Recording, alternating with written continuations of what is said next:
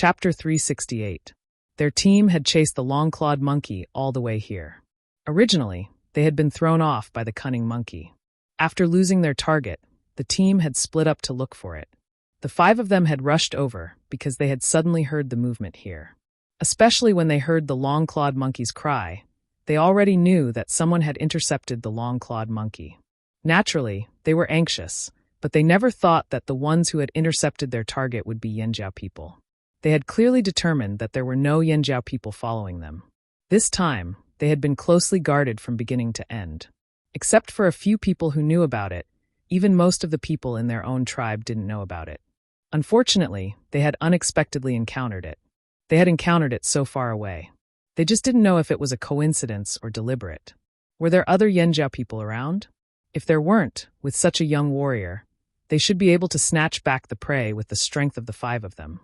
The 5 of them had been hunting together for a long time, so they only needed a few glances to know what each other was thinking.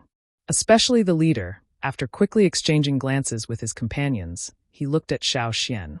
"I didn't expect to meet Yanjiao people here. Didn't you go out to hunt?" The man asked. Xiao Xian didn't say anything. The other party had misunderstood, and he didn't want to correct it. He just let the other party misunderstand. When he didn't understand the situation, the more he said, the more wrong he would be. It was better to listen and get a lot of information. From the tone of the 5 people, Xiao Xian speculated that the tribes these people belonged to were Yanjiao's opponents. Even if they weren't hostile, they were certainly competitors, so he didn't need to be polite. However, this relationship didn't seem to be bad to the point of being irreconcilable. Xiao Xian was thinking about how to treat them. "Why do I meet you Yanjiao people everywhere?" One of them whispered. His expression was very tangled with anger and helplessness. His tone was a bit harsh. Although the other party's voice wasn't loud, everyone present heard it clearly. Seeing that the 2 groups didn't seem to have a good relationship, the long-clawed monkey held by Xiao Xian turned its eyes and made a few difficult sounds from its throat.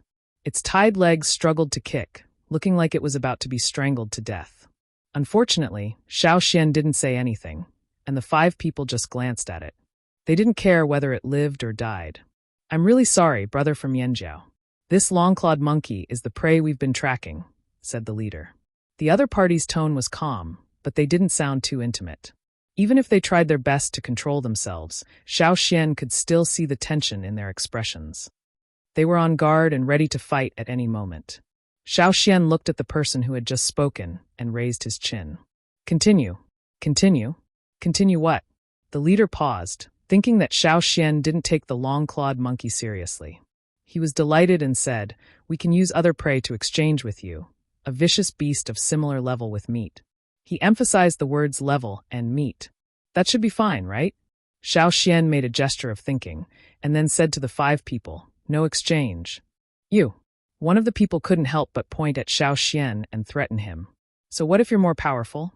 You're only 1 person, and we have 5. In any case, most of the people from Yanjiao should be hunting at this time. This person must have snuck out to play by himself. He actually ran so far. Could it be that he deliberately followed them?" No matter what the other party thought, Xiao Xian's expression didn't change in the slightest because of the other party's threat. He said, "The 5 of you didn't catch it. You're really capable. Since I caught this long-clawed monkey, it's my prey. What does it have to do with you?" The 5 people didn't know that their attitude had been exposed, and that it had also decided Xiao Xian's choice. If they had revealed that they had a good relationship with Yanjiao, Xiao Xian wouldn't have rejected their words so directly and mercilessly. Seeing the other party move, Xiao Xian said again, "What? Do you want to rob it? If you don't exchange, we can only rob it." The leader of the other party didn't have the calm expression he had before. His eyes suddenly changed, and he was full of murderous intent. Facing such a person with a slightly lower strength would certainly be a lot of pressure. Xiao Xian chuckled. "Just with you?" They were angered by Xiao Xian's attitude. They knew that the Yanjiao people's threats were mostly ineffective, so they were prepared to rob it. The 5 people suddenly exploded, and water-like totem patterns appeared like waves on their bodies. Among them, there were 2 senior totem warriors and 3 intermediate totem warriors. If they didn't have some strength, they wouldn't have been able to follow them on this secret operation. The 5 people knew that the Yanjiao people's biggest characteristic was their great strength. Therefore, it would be a stupid choice to fight the Yanjiao people with strength. They decided to fight with other things, such as speed and flexibility, as well as their advantage in numbers. Compared to most people, the Yanjiao people's speed and flexibility when hunting was not much inferior, but compared to their advantage in strength, it wasn't paid much attention. From the 5 people's movements, Xiao Xian guessed their strategy. The 2 senior totem warriors rushed towards Xiao Xian from the left and right, trying to trap Xiao Xian in a pincer attack. Facing the totem warriors of 5 strange tribes alone, Xiao Xian did not feel the slightest psychological pressure. In order to facilitate the battle, he grabbed the long-clawed monkey's arm and threw the ferocious beast directly towards a thick tree not far away. At the same time that Xiao Xian threw the long-clawed monkey, the 5 people were happy, especially the 3 in the back. Their footsteps changed, bypassing the place where Xiao Xian was, and directly rushed towards the place where the long-clawed monkey was thrown. Even if its hands and feet were tied by vines, the long-clawed monkey's flexibility was still there. Before, because it was tightly held in Xiao Xian's hand, its neck would have been directly broken if it made the slightest movement. Therefore, it only dared to show weakness and didn't dare to show any devious thoughts. But now, seeing the 2 sides fighting, its brain began to move. Its body that was thrown in the air rotated, and its tied legs adjusted the arc. When it hit the trunk, its legs acted as a good cushion, so it wasn't hurt. Instead, it used this force to bounce away, wanting to take advantage of the chaos to escape. It wasn't that it despised these people, but with its ability, after breaking free, it would certainly be able to get rid of the trouble. If it could get rid of these people chasing it once, it could get rid of them a second time. Unfortunately, it struggled but couldn't break free. It struggled again but still couldn't break free. Although this kind of vine was very flexible and not easy to break, the long-clawed monkey really didn't care about this vine. It had been tied up by some tribes with this kind of vine, but it had always broken free. It had long been experienced in dealing with this kind of vine. Many times, it would deliberately show weakness and let itself be tied up, then escape. It would hide in the dark and laugh as it looked at the angry appearance of those people who were jumping up and down. But this time it made a mistake. It thought that after getting rid of Xiao Xian's control, it could easily break free from the vine. But the fact was not so. No matter how skillfully it tried, its knife-like long claws couldn't hook the vine, let alone cut it. Naturally, it couldn't get out of the vine. The long-clawed monkey was still tied up, and its ability to move was greatly reduced. It didn't run far before it was caught by the 3 people chasing after it. Its resistance was futile, otherwise it would have to face the knives of these 3 people. These people didn't care whether it was dead or alive. Therefore, the long-clawed monkey, who was caught again, became listless again, obediently being carried away, and its mind was thinking about how to escape. On the other side, Xiao Xian, who was attacked from left and right, quickly retreated a few steps to avoid the siege of the 2 sides. In the face of the people who were closing in on him, Xiao Xian's feet didn't stop, and his body was still running. Facing the knife wind, he twisted his body and leaned to the side, avoiding the opponent's cut. At the same time, he shook his shoulders and directly hit the opponent. In the face of Xiao Xian's strong collision, the opponent gritted his teeth and braced himself to meet this blow. No matter what, he was also a senior totem warrior. Why should he be afraid? This person was younger than him, and didn't look as strong as him. This person wasn't one of the most outstanding people in Yanjiao. The 2 forces and the force collided together, and made a muffled sound. If the opponent's momentum was like a surging torrent, then Xiao Xian was like a towering mountain firmly rooted in the earth. Under the collision, the man shook, and his pupils shrank in surprise. He took a few steps back to dissolve the force of the collision, and then looked at the person who didn't even take half a step back. This result showed that he didn't have the upper hand at all. Although he knew that he couldn't win, he didn't expect that there would be such a big gap. Chapter 369. After knocking one person away, Xiao Xian didn't retreat. Instead, he stomped on the ground with both feet and turned around to throw a punch. The power of the punch was like a cannon, no less than the force he used to kick the tree trunk when he caught the long-clawed monkey. In the face of such a powerful punch, the person chasing after Xiao Xian could only dodge first. With the scene of his companion being brutally knocked away, he wasn't stupid enough to underestimate the strength of the other party, just because he was young. The Yanjiao people were really a bunch of powerful monsters. No matter how much these two people criticized the strength of the Yanjiao people, they had already achieved their goal. They had delayed Xiao Xian, and then let their three companions take the prey away. Now, even if this Yanjiao person chased again, he might not be able to catch up, right? Just as the two people thought this, Xiao Xian moved. Ignoring these two people, Xiao Xian chased after the three people who took the long-clawed monkey away. When hunting, speed was very important. Many prey in the forest ran like the wind. Even if the body of the wild boar looked heavy, when it really ran at full speed, not everyone could catch up. Therefore, from the beginning of the hunt, the Yanjiao people didn't ignore the importance of speed. It was just that people's impression of the Yanjiao people was always based on the characteristics of great strength, ignoring their other abilities. Xiao Xian's speed was at the forefront of the tribe. Even the two tribe leaders, Ta and Gigu, had to admit this point. Now that his strength had increased, his speed was even faster. Therefore, once Xiao Xian started running, the two people who surrounded Xiao Xian were dumbfounded. Thinking about it, how could someone who could catch the long-clawed monkey be slow?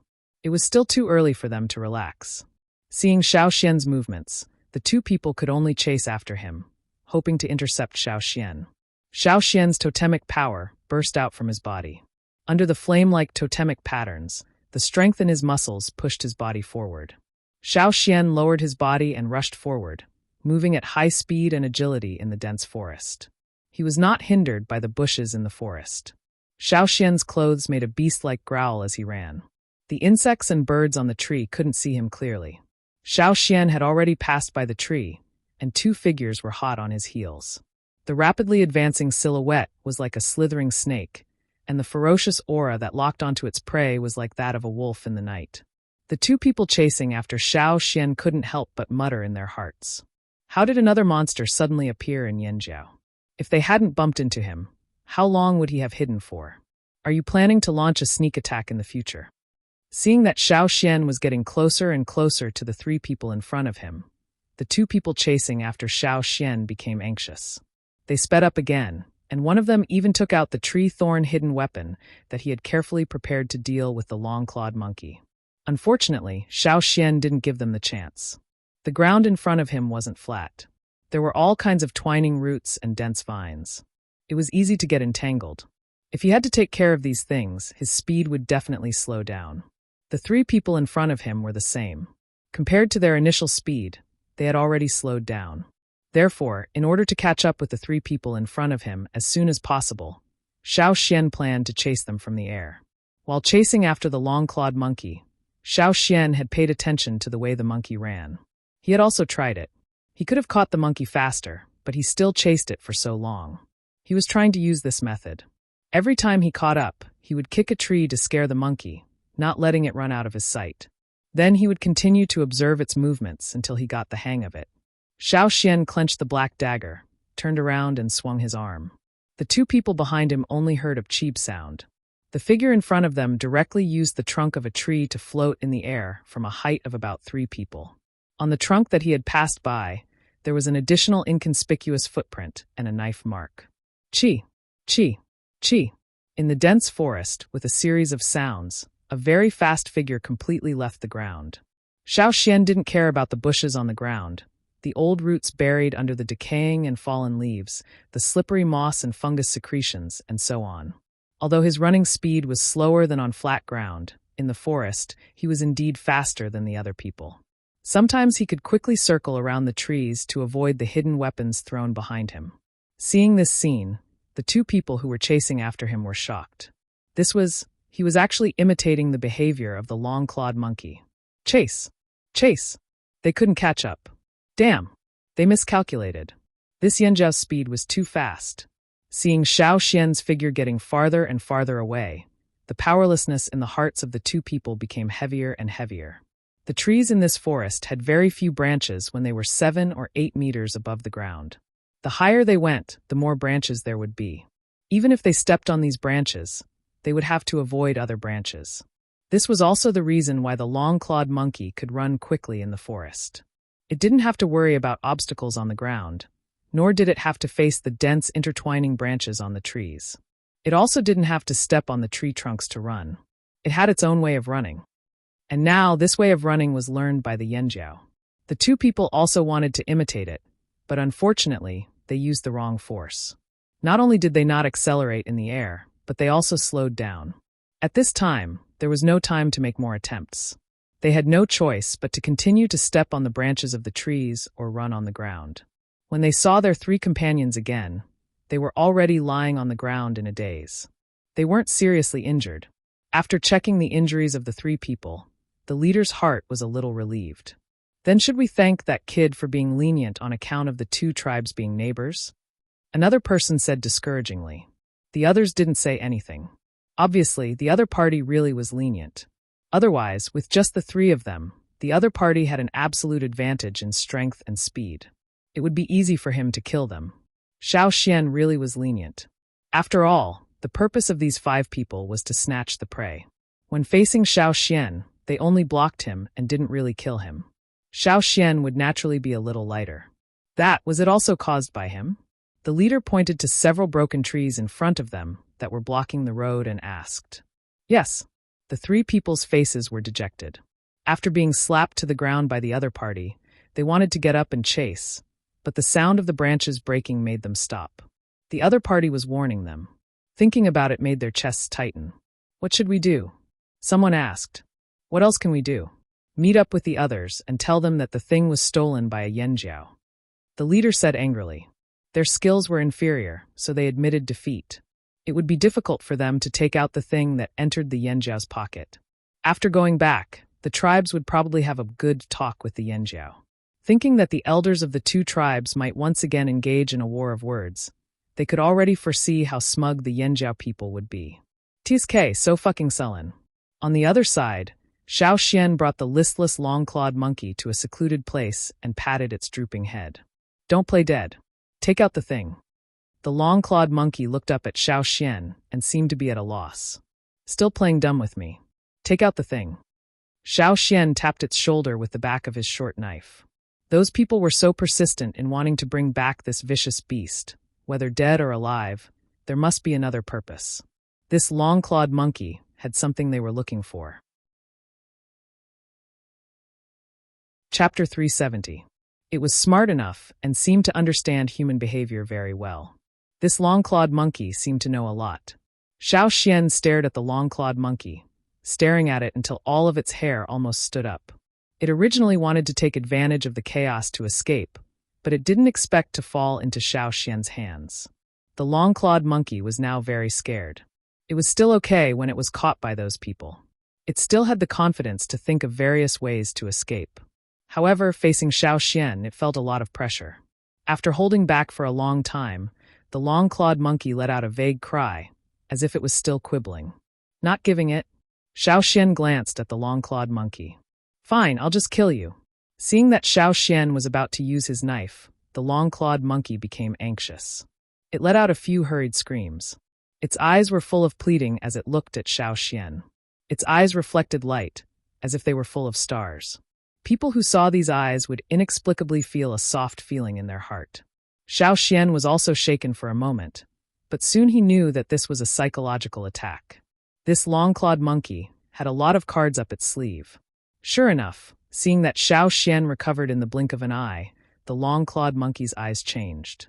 Its eyes that were like a vast starry sky suddenly brewed a storm like a hurricane.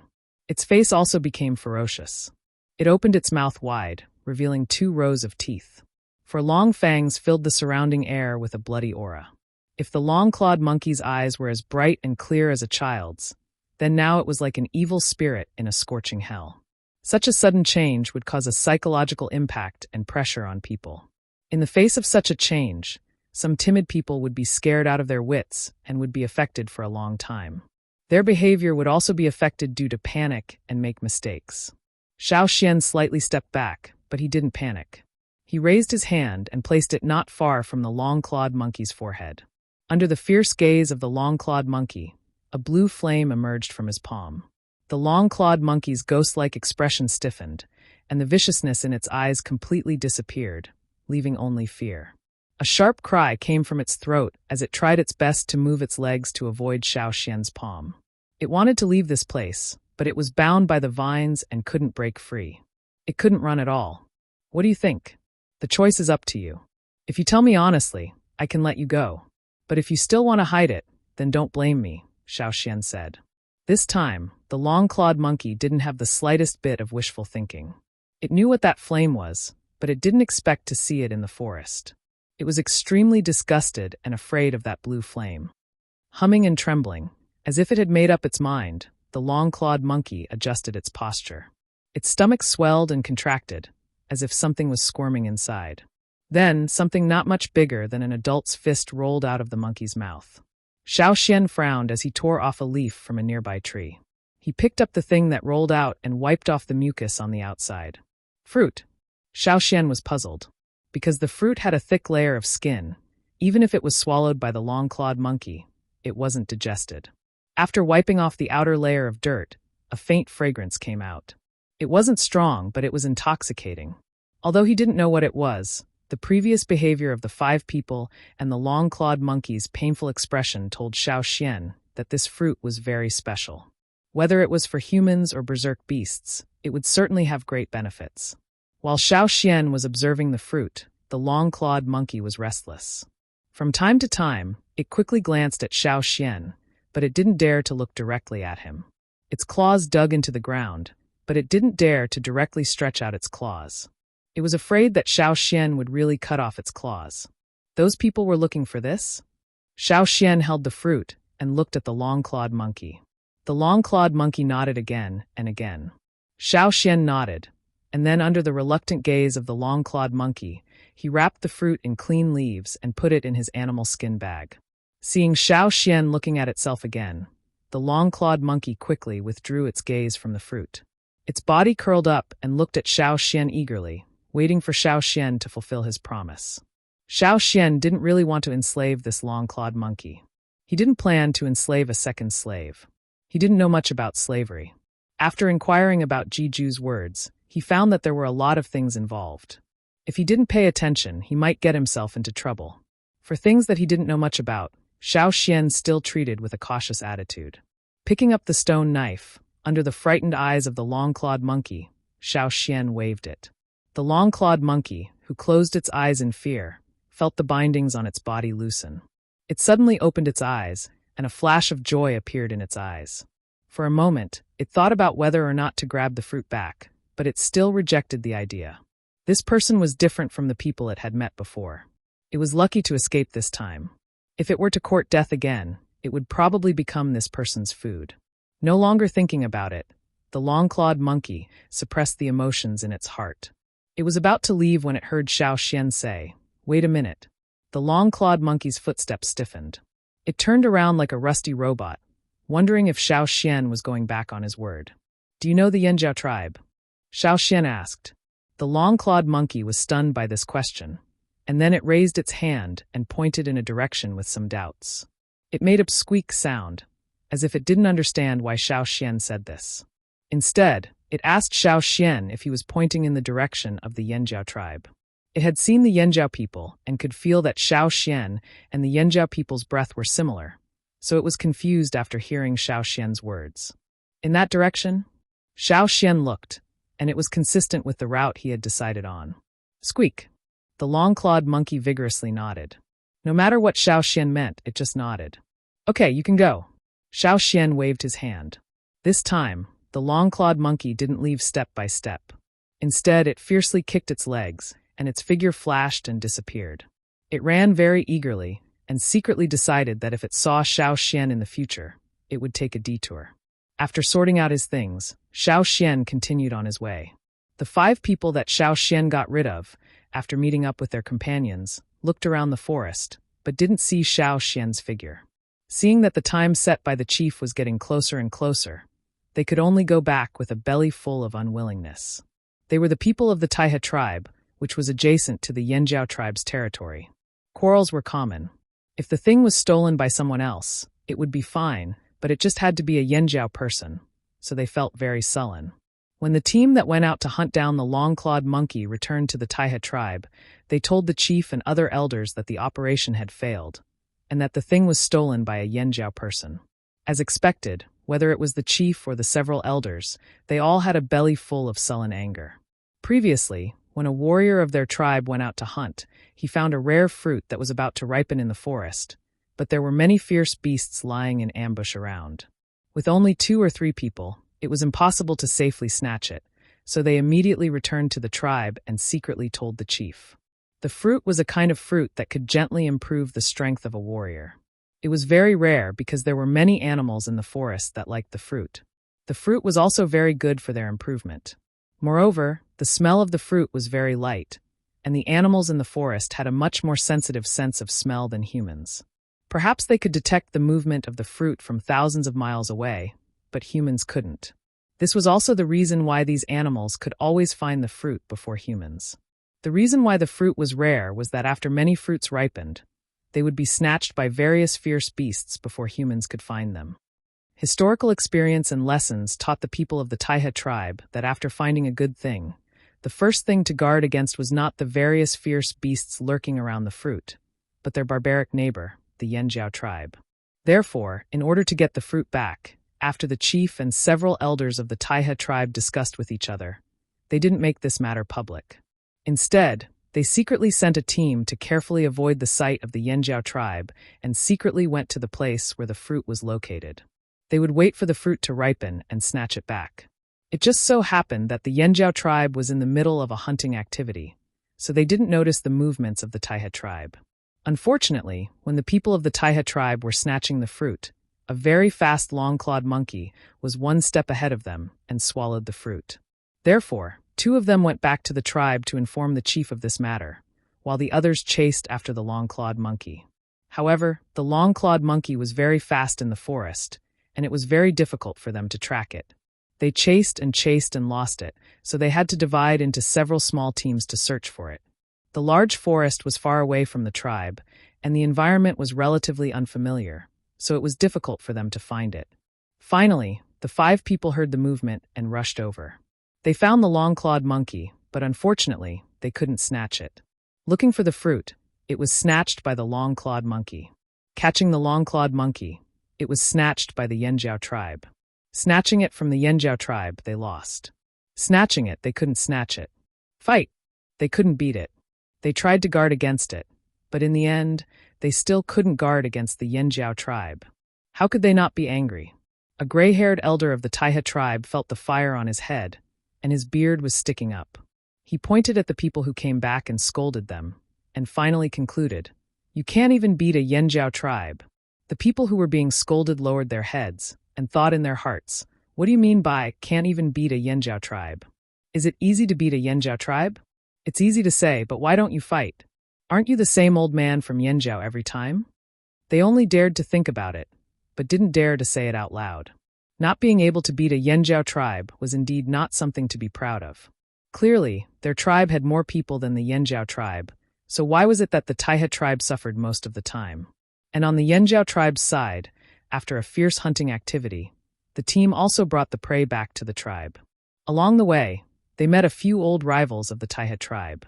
Hearing the other party's sarcastic words, the leader of the team was baffled. He knew every word of the other party's words, but why couldn't he understand when they were connected? Were these Taiha people crazy? Chapter 371. After the hunting team leader returned to the tribe, he was called to the chief. Every time he came back from a hunt, he would have a small meeting to report the results of his hunt. He thought it would be the same this time, so after he walked into the house, he gave a simple summary of his hunt. He also mentioned the strange reactions of the Taiha tribesmen when he came back. He was then told that the Taiha tribesmen reacted that way because they were beaten up again. Why did he say again? It couldn't be helped. The 2 tribes were so close to each other. Although there weren't any major conflicts, there were always small conflicts. Most of the time, the Taiha tribesmen were weaker. After a while, they got used to it. So, in the eyes of the hunting team leader, it was normal for the Taiha tribesmen to be beaten up. Was there a need to mention it? It wasn't even a need. In this kind of environment, the weak listened to the strong. If you lost, don't talk nonsense. But this time, not only were the Taiha tribesmen beaten up, they were also robbed of something good. As for what it was, they didn't know yet. They only knew that the Taiha tribesmen spent a lot of effort to get it, but it was still robbed by the Yanjiao tribesmen. The Yanjiao tribesmen knew that if something was already in the hands of the other party, the Yanjiao tribesmen wouldn't do anything. But if the other party didn't get it, the Yanjiao tribesmen would dare to rob it. Whoever had the ability would get it. And this was because the Yanjiao tribesmen didn't do anything to the Taihe tribesmen. If this happened to other tribes, a bloody battle would be inevitable. So, when the hunting team leader heard that his tribesmen robbed the other party's goods again, he was very happy. The hunt went smoothly, and his good mood went up another level. He lay on the chair, crossed his legs, and looked at the young men standing next to him. His eyes were kind and loving. These were all excellent warriors of the Yanjiao tribe. Although they were young, they were all very talented. He heard that the one who robbed them was a young man, and he beat up Fei Ong and the others from the Taihe tribe. Fei Ong of the Taihe tribe was a high-level warrior. If he could rob and beat up their people, his strength should be. The head of the hunting group glanced at the few of them, then reached his hand into the animal skin bag and took out a palm-sized jade stone. The color of the jade was dense and slightly transparent. Even from a distance, one could feel a sense of calmness and gentleness. Taking out the jade, the leader of the hunting group said in a gratified tone, "Who is the one who hit and robbed the goods? Come out and let me praise you. I'm so happy today. I'll give him a piece of jade that I got by chance during this hunt." Normally, the leader would not be willing to take out the gem as a reward, but he was in a good mood today, so he took it out to liven things up. However, after he finished speaking and waited, no one stepped forward. "What? No one wants to receive the reward?" The leader asked in surprise. Still, no one made a sound. Crowslash? Taozheng? What? Everyone he looked at and asked shook their heads in denial. The three young men were still puzzled. They didn't participate in the hunt, but they were called here for questioning. But they didn't do it, so what if there was a reward? They couldn't lie to the chief and the leaders, could they? The smile on the leader's face slowly disappeared. He seemed to have realized something. He looked at the few people beside him and the chief sitting at the head of the table. He straightened his body. What's going on? Only then did he realize that the atmosphere in the room was a little strange. When he was called here, he was too excited to notice. Now that he had calmed down, he realized that everyone was serious. Including the chief and the shaman, they were all silent. Looking at their expressions, they seemed to be thinking about something important. "Guangyi, tell us, what's going on?" The leader looked at the people beside him. A middle-aged man sitting next to him sighed and said, "Although we were very happy when we heard about this, after asking, we found that no one admitted it." "You mean, that means this might not have been done by our people?" Guangyi sighed. "How is that possible? How could this not have been done by our people?" The leader was confused. The others glanced at him, thinking, what does he mean by, how could it not have been done by our people? Is this all the Yanjiao people can do? But this really needed to be investigated. Could it be that someone is pretending to be a Yanjiao person? Or are the people of Taihe lying and blaming us for this? Asked the leader of the hunting team. The chief sitting at the head of the table shook his head. From what I know, the possibility of them lying to us is not high. No matter what, we must take this seriously. An old woman with a head full of silver hair and many accessories sitting beside the chief said in a low voice. "Don't tell anyone else about this for now. We'll talk about it after the investigation," the chief said. Seeing that the chief and shaman had spoken, the others nodded. Yes. The meeting was adjourned. The leader saw Guangyi leave and called out, "Hey Guangyi, where are you going? I still have something to ask you." "Go ask someone else." Guangyi walked in front without looking back. He waved his hand impatiently and continued walking. Seeing this, the leader could only ask someone else to find out more about this incident. This was really strange. On the other side, after Guangyi left the chief, he walked with his head down, wondering who was behind this. Was it a Yanjiao person? Or was it the Flaming Horn bloodline that had been left behind? The possibility was not high. Unknowingly, Guangyi had left the residential area of the tribe and walked to the border. It was quiet here, suitable for thinking. When the Yanjiao guards saw Guangyi, they greeted him and left. With Guangyi here, they did not need to patrol this area. Plus, Guangyi seemed eager for them to leave. Guangyi only gave a casual to the guards and did not look at them. It was the same whether he looked at them or not. Guangyi continued walking until he reached the river at the border. They had dug this river themselves. Although it was not big, it kept some beasts away. It was the tribe's first line of defense. Since he was here, Guangyi did not plan to leave immediately. He sat down and stared at the sparkling river under the setting sun until he heard footsteps. Guang Yi was very strong. Even the leader of the hunting team might not be as good as him. His hearing was even better. When he heard the footsteps, he became alert. He stopped thinking and stared at the forest on the other side of the river. Rustle, rustle, rustle. Someone was walking around. Who would be walking around at this time of the year? Guang Yi was confused. The hunters had returned. The patrols would not be on the other side of the river at this time of the year. Then who is it? Rustle, rustle, rustle. The footsteps grew louder. Xiao Xian stepped on the wet grass. Although he thought he was mentally strong, he could not help but feel nervous. The closer he got to Yanjiao, the harder it was for him to calm down.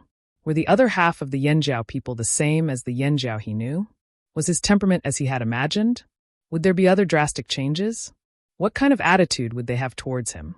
After all, the two branches of the tribe had been separated for 1,000 years. As he thought, he walked out of the forest. Xiao Xian saw the person on the other side of the river.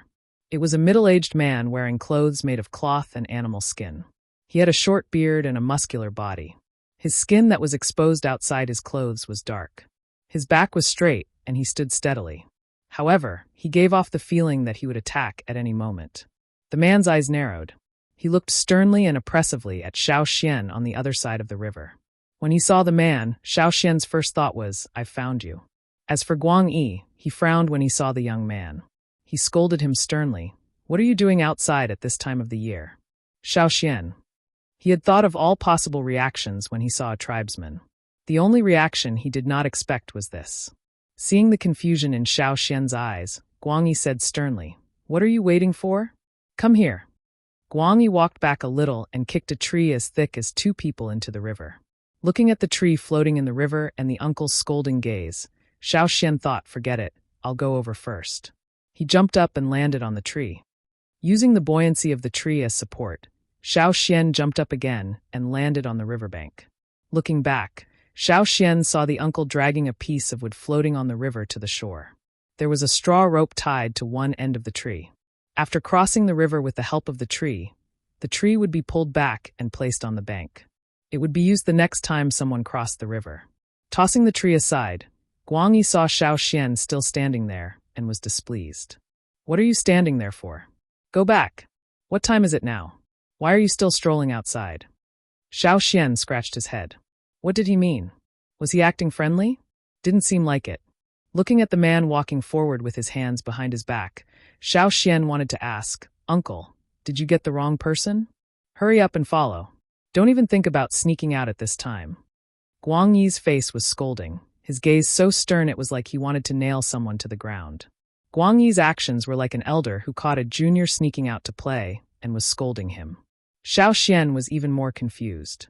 However, he had achieved his goal of entering the Yanjiao tribe. "Let's go then." Thinking about it, Xiao Xian quickly caught up with the people in front of him and walked into the place he had been searching for. If there were other Yanjiao people here, they would not be like this. However, at this time, the other patrols had been chased away by Guang Yi. As for Guang Yi, if he was not a member of the tribe, he would not know this person's characteristics. Everyone in the Flaming Horn tribe knew that Guang Yi was as powerful as the current leader of the hunting team. However, even though he was much more powerful than the leader, there was only one reason why he couldn't become the leader of the hunting team. This master had faced blindness. Chapter 372. Guang Yi had encountered a problem he didn't know how to solve. He couldn't think of a solution, so he wasn't in a good mood today. He didn't expect to meet a young man wandering around so late at night. Guang Yi couldn't remember people. The number of people in the tribe he could remember could be counted on 2 hands, and they were all old friends he had known for decades. If it was anyone else, Guang Yi wouldn't be able to recognize them. But with Guang Yi's special status and power in the tribe, this shortcoming was nothing. He himself was not interested in being the leader of the hunting team because he thought it was too troublesome to recognize people. He wanted to remember the hundreds and thousands of people in the hunting team every time they went out. To him, this was a huge problem. Usually when people greeted him, he would respond, but he couldn't remember their faces. However, he could still tell if they were from the tribe. If they were from another tribe, Guang Yi would be able to recognize them immediately even if they weren't in disguise. This was a common aura that belonged to all tribesmen, just like how the long-clawed monkey could tell that Xiao Xian was a Yanjiao from his aura and presence. Even though Xiao Xian wasn't using his totemic power, there was a subtle connection between Yanjiao people. Anyone with a bit of sensitivity would be able to tell. Guang Yi couldn't recognize people, but he was sure they were from the tribe. When he first saw Xiao Xian, he thought this kid was disobedient. He should be scolded for wandering around outside when it was time to return to the tribe. If he still didn't repent, he would have to do it himself. You young people, seriously, don't always think you're so strong. Do you know how many fearsome beasts there are in the forest? Do you know how many fearsome beasts even I am afraid of? Not just fearsome beasts, but other dangers as well. Can you handle them? Why is the tribe out hunting this time instead of hunting? Because it was impossible for one person to hunt alone. Do you think you're stronger than Duo Kong? Let's take a step back. Do you think you're stronger than Wu Zhan, Tao Zheng, and Jue? As he spoke, Guang Yi turned to look at Xiao Xian to see if he had any impatience, disapproval, or any other expression. Xiao Xian's expression changed to one of respect when the man turned his head. He didn't know who Duo Kong was, nor did he know who Wu Zhan, Tao Zheng, and Jue were. But based on his experience, under these circumstances, the best choice was to listen obediently. However, the names that the man had just mentioned were definitely famous people in the tribe. Xiao Xian memorized them. Seeing Xiao Xian's attitude, Guang Yi's dissatisfaction, but he didn't finish scolding. You peoples is arrogant. Arrogant. Disobedient. Do you think you're? If you meet an adult mountain lion, cave bear, or other large fearsome beasts, how many lives do you have? Even the smaller ones can easily keep you in the forest forever. For example, the long-clawed machete monkey that made Taihe suffer. One of them can easily kill you. Xiao Xian was originally obediently listening to the lecture, but when he suddenly heard the name long-clawed knife monkey, he thought of the one he had caught before. He opened his mouth and was about to say something when he saw the person in front of him staring at him. That expression seemed to say, "You still want to quibble?" After some thought, Xiao Xian remained silent and listened attentively. Guang Yi was satisfied and continued scolding Xiao Xian for not following the rules and acting on his own. Xiao Xian followed behind Guang Yi and walked in. The Yanjiao tribe's second line of defense was a wall made of large wooden stakes and rocks. There were people guarding the entrance. Seeing Guang Yi bring a stranger in, they were curious, but since Guang Yi didn't say anything, they didn't dare to ask. When Guang Yi brought Xiao Xian in and out of earshot, the guards began to discuss. Who is the person Guang Yi brought in? Someone asked. I don't know, but with Guang Yi here, we don't have to worry. Although Guang Yi was face-blind, he had never brought an enemy into the tribe before, so they weren't worried. While listening, Xiao Xian paid attention to the surrounding scenery and layout. He didn't expect to enter the tribe so easily and in such a way. It was really unexpected. The layout here wasn't too different from what Xiao Xian knew about the Yanjiao tribe. The central living area was on a mountain, but it was just a small mountain. There were a small number of plantation fields around, but only a small number. There were also animals in captivity around, but they were all small animals that looked docile. It seemed that the people of the Flaming Horns tribe mainly hunted. However, from the bronze weapons in their hands and the cloth clothes they wore, they must have been trading with the outside world. Seeing that they were doing well, Xiao Xian was relieved. At this time, the sun was about to set. Many people were eating dinner at home. Not many were walking around outside. These people were also curious when they saw Xiao Xian's unfamiliar face. However, when they saw Guang Yi, they swallowed their curiosity and wondered if he was from a family up in the mountains. There were so many people in the tribe, they couldn't remember all of them clearly. They were only familiar with those who lived in this area. After scolding, Guang Yi remembered to ask for Xiao Xian's name. What's your name again? Xiao Xian's heart tightened and he said seriously, I'm Xiao Xian. He waited for Guang Yi's reaction. Guang Yi stopped in his tracks and tilted his head slightly as if he was recalling something. Then he said with a look of realization, Oh, it's you. Xiao Xian.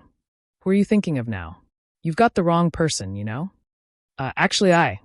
Xiao Xian was interrupted before he could finish. All right, go back. Don't think about running away again. I'm watching. Guang Yi said impatiently. He looked at Xiao Xian as if to say, Stop talking nonsense. You're such a busybody. Xiao Xian didn't know what expression to use. He felt like the misunderstanding was getting worse. However, a misunderstanding was a misunderstanding. Xiao Xian wanted to see what would happen if this misunderstanding continued. Xiao Xian didn't know who this person thought he was, but he heard people calling him Guang Yi on the way here. Judging by their attitude, this person must have a high position in the tribe. Guang Yi brought Xiao Xian to a wooden house. Although he couldn't remember faces, he remembered clearly whose house it was. Go in. Don't think about running away, Guang Yi gestured with his chin. The door to the house was open. Xiao Xian walked to the door and scratched his head, wondering if he should greet the owner. Creak. A window opened on the other side of the house. The person inside saw Guang Yi but couldn't see Xiao Xian because of the angle. Guang Yi also saw the person by the window. He pointed at him and recalled something. I'm Zhao Ming. Uncle Guang Yi, why are you here? The person inside asked excitedly. Everyone knew Guang Yi and many young warriors admired him. The person inside wanted to jump out of the window but remembered that he was covered in mud. He would definitely be scolded if he went out, so he held himself back. Oh, right, Zhao Ming. So, Zhao Ming, I brought your brother here. Keep an eye on him, don't let him run around. Guang Yi walked up the mountain after saying that. Zhao Ming was confused by Guang Yi's words. His brother had just finished participating in the group hunt. His results were not bad, and he even made a small contribution. He should be celebrating with a few friends tonight. Why was he running around again? Zhao Ming put down the things in his hands and left the small room. He wanted to ask his brother, who was brought back by Guang Yi. Brother, didn't you go to celebrate? However, when Zhao Ming walked out of the room and saw a stranger at the door, his words were stuck in his throat. Who are you? Zhao Ming asked cautiously, his hands reaching behind his back. Me? Of course I'm Yan Jiao. Chapter 373. What kind of answer was that? Zhao Ming was still looking at Xiao Xian cautiously. It was undeniable that he relaxed a little after knowing he was from his own tribe. However, he did not believe him completely. He might not be outstanding in other aspects, but his memory was very good. Just like the other children in the tribe who had not awakened, he liked to stare at the people who went out to hunt every time the tribe went out to hunt. Then he would talk with the other children about the famous people on the mountain and at the foot of the mountain.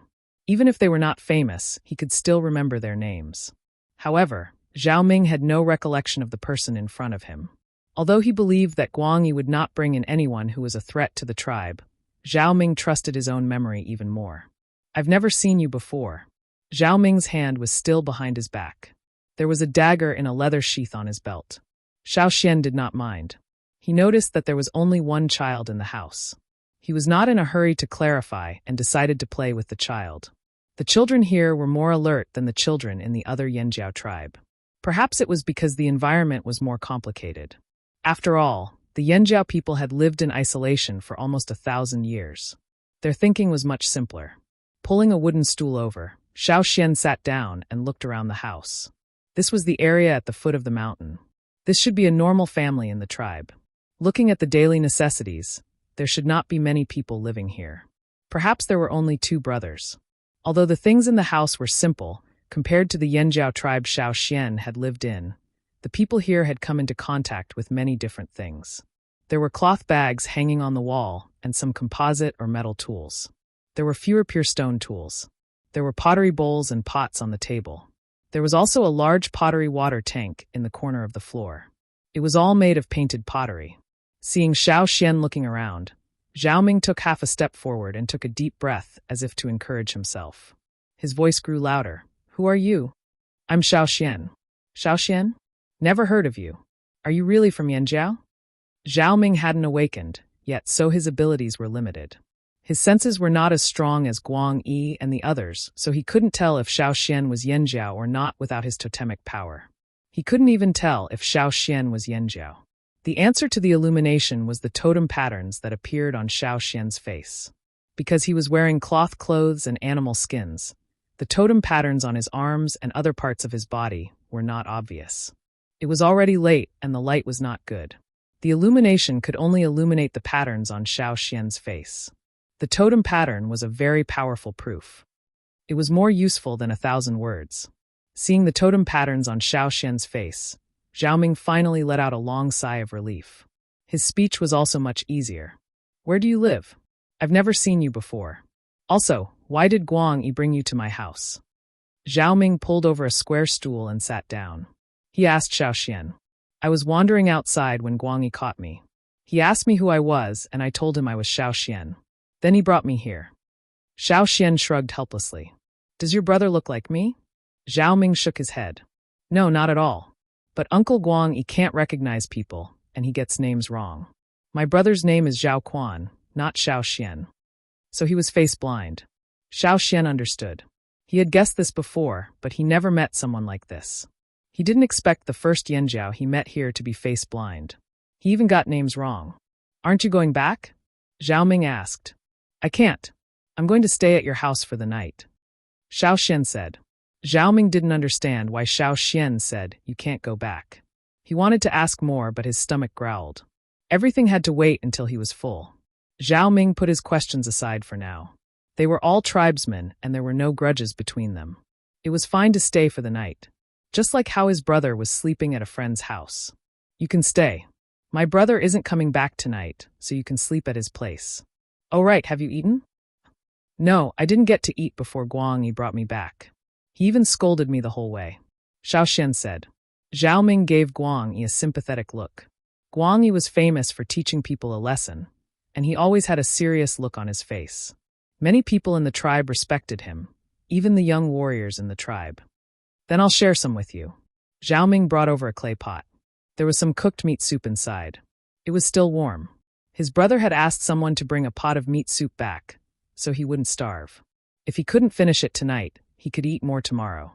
It wouldn't spoil after one night. However, it wasn't enough with Xiaoxian. Xiaoxian was a totemic warrior and ate a lot. Should I cook some more? Zhao Ming put down the pot and wanted to get some food, but was stopped by Xiaoxian. I brought some food. Let me borrow your pot and water. Xiaoxian waved a pouch made of animal skin. When they were in the forest, most of the time, they would just roast the meat and eat it. There were a few times when the meat was still raw. However, they had no choice. It was too dangerous in the forest, and they had to be on guard at all times. It wasn't easy to find a cave, and it wasn't easy to enjoy a cooked meal. The meat they brought was not fully cooked either. When it was good, there would only be a little bit of blood. When it was bad, there would be blood. Cooking soup was out of the question. Since they were here, Xiaoxian planned to drink some meat soup. What kind of meat are you cooking?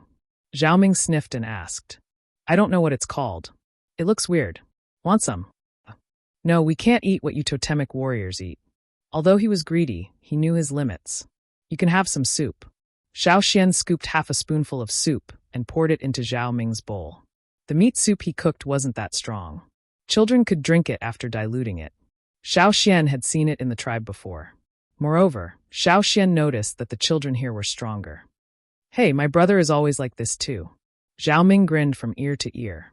His impression of Xiaoxian was even better now. He wasn't sure if it was an illusion, but Zhao Ming felt that this soup was better than the ones he drank before. After drinking it, there was a clear flow of warmth in his body. After a whole afternoon of making pottery, his tired body felt much better. After eating and drinking, the sky outside was dark and the 2 moons dimmed. After putting out the firewood, everyone went to sleep. For the first time in half a year, Xiaoxian could sleep peacefully. He didn't have to worry about the desert beasts, the slave masters, or the hidden threats in the forest. He was surrounded by Yanjia people. Although there was no fire seed, Xiaoxian felt like it was right beside him. His heart was peaceful. He slept all the way to the next day without any dreams. Xiaoxian woke up early in the morning. Hearing the voices and movements of the people outside, he was a little dazed. After a while, he remembered that he was in the Yanjiao tribe. It wasn't the one he was familiar with, but the one he had been looking for. Opening the window in his room, Xiaoxian smelled the fresh morning air and looked outside. The mountain wasn't high, but it covered a large area. Every house was 10 meters apart, and some were even further apart. Anyway, it was a big place. Zhao Ming was woken up by the smell of food. He yawned as he walked out. The meat soup was ready. Xiaoxian finished his portion, and Zhao Ming cooked his as well. He even added some fearsome beast meat to the soup. Where do you plan to go later? Asked Xiaoxian. To get the pots, said Zhao Ming. He made a few big pots yesterday. There were people in charge of making them in the tribe. He just needed to get them today. I'll go with you. Okay. Zhao Ming forgot about the questions he wanted to ask yesterday. He was busy drinking the soup. After licking the last bit of meat off and putting away the things, Zhao Ming brought Xiao Xian to the place where the pots were. No one was allowed to enter the place where the pots were made, especially curious children. It was easy to get into trouble. So after the pots were made, the person in charge would place the pots on the ground outside for each family to take their things. Seeing Xiao Xian's unfamiliar face, many people were curious. They asked Zhao Ming a few questions, but when they heard that Guangyi brought him here, they stopped asking. Zhao Ming made 2 big pots and 5 pots yesterday. When he found his things, he found a broken piece of pottery on the ground. There were words written on it. 2 out of 5 pots failed. Thank goodness the pots didn't break. Not every pottery would be successfully fired. There might be some mistakes in the pottery-making process, which would affect the result of the firing. Zhao Ming was not satisfied with the result. Xiao Xian's eyes swept across the potteries of various sizes on the floor. They were categorized according to the families. Those that were used for illumination were placed together. If they failed, the person who made them would write on the broken pieces. There was no need to worry about taking them by mistake. Every pot had pictures or words written on it. Some had their own names, while others had other symbols. For example, Zhao Ming's pot had the word Zhao written on it. No matter whose pot it was, the pictures and words all had one thing in common: totems. The bottom of the pot or other parts of the pot would have a 2-horned flame totem and the word Yanjiao written on it. The words on the pots were not the ones used by the slave masters. They were the ones Xiao Xian had been exposed to since he was young. It seemed like the people of the Flaming Horn tribe had never forgotten this language, nor had they put it down. Zhao Ming wanted to take them a few times, but with Xiao Xian's help, he could do it in one go. He put the small pots into the pot. Xiao Xian carried one on each shoulder. Ah, there was a roar. Xiao Xian looked in the direction of the sound. Hearing the roar, Zhao Ming's eyes lit up. He said to Xiao Xian, "Let's go take a look." The hunting team brought back a lot of giant beasts. My brother's giant beast is over there. The spoils of their hunt were also divided according to the number of people. Who got the prey was up to them. Therefore, according to the rules, the giant beast over there also had a share of Ming Ming's family.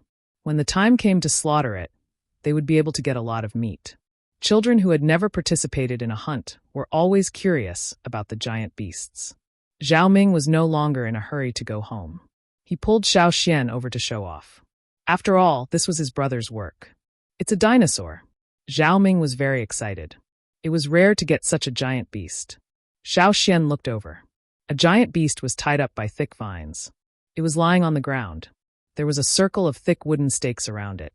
However, these wooden stakes were mainly used to stop people. It was very difficult to use them to trap a giant beast in the forest. This was also why the giant beast was still tied up. The children around them climbed onto the wooden stakes and looked at the giant beast. They excitedly discussed how much meat they would get and which part of it they would get. Based on the shape of the dinosaur's head, it looked like a ferocious crocodile or lizard. Especially when the dinosaur deliberately stretched its skin. The cracks on its face made it look like a savage predator with a cold gaze. However, it was different below the head. There were no thick scales. There was only a thin layer of fur. The dinosaur's head was big and looked heavy. When it came to competition, it would use its head to fight. Its tail was short and heavy. When it stood, it could maintain its heavy body's balance. When the dinosaur roared, the teeth in its mouth showed that it was a herbivorous giant beast. 2 young warriors were telling the curious children about the temperament and habits of this giant beast. Zhao Ming gestured to Xiao Xian to place the vat on the ground and climb onto the wooden stakes to have a good look.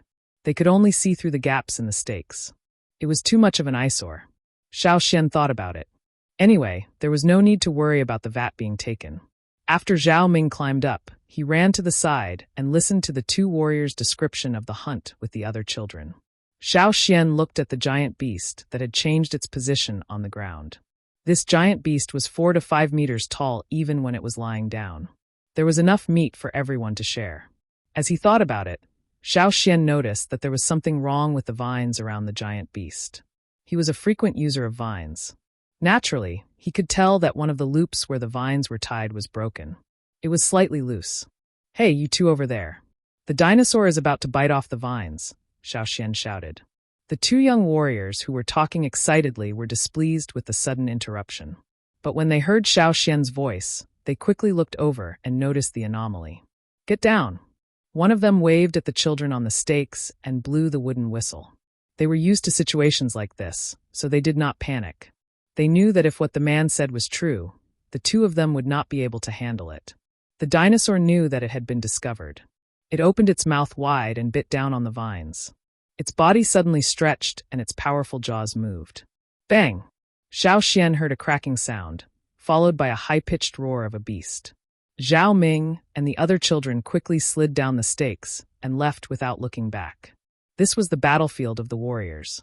They would only be a hindrance if they stayed. Zhao Ming ran a few steps and realized that he had forgotten something. He turned around and did not see Xiao Xian.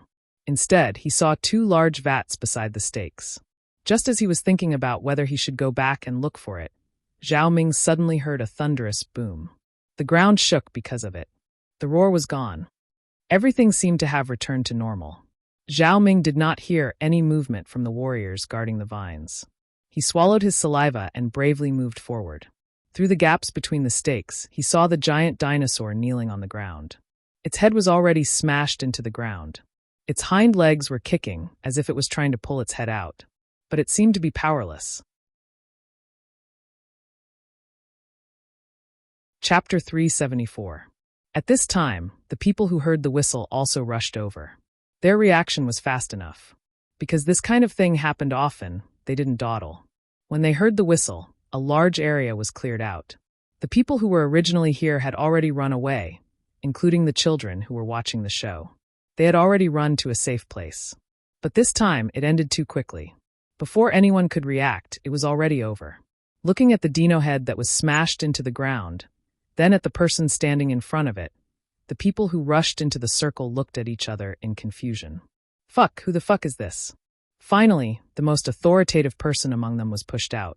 He carefully took a few steps towards Xiao Xian and said, "You." When they saw Xiao Xian turn around, they were sure they did not recognize this unfamiliar face.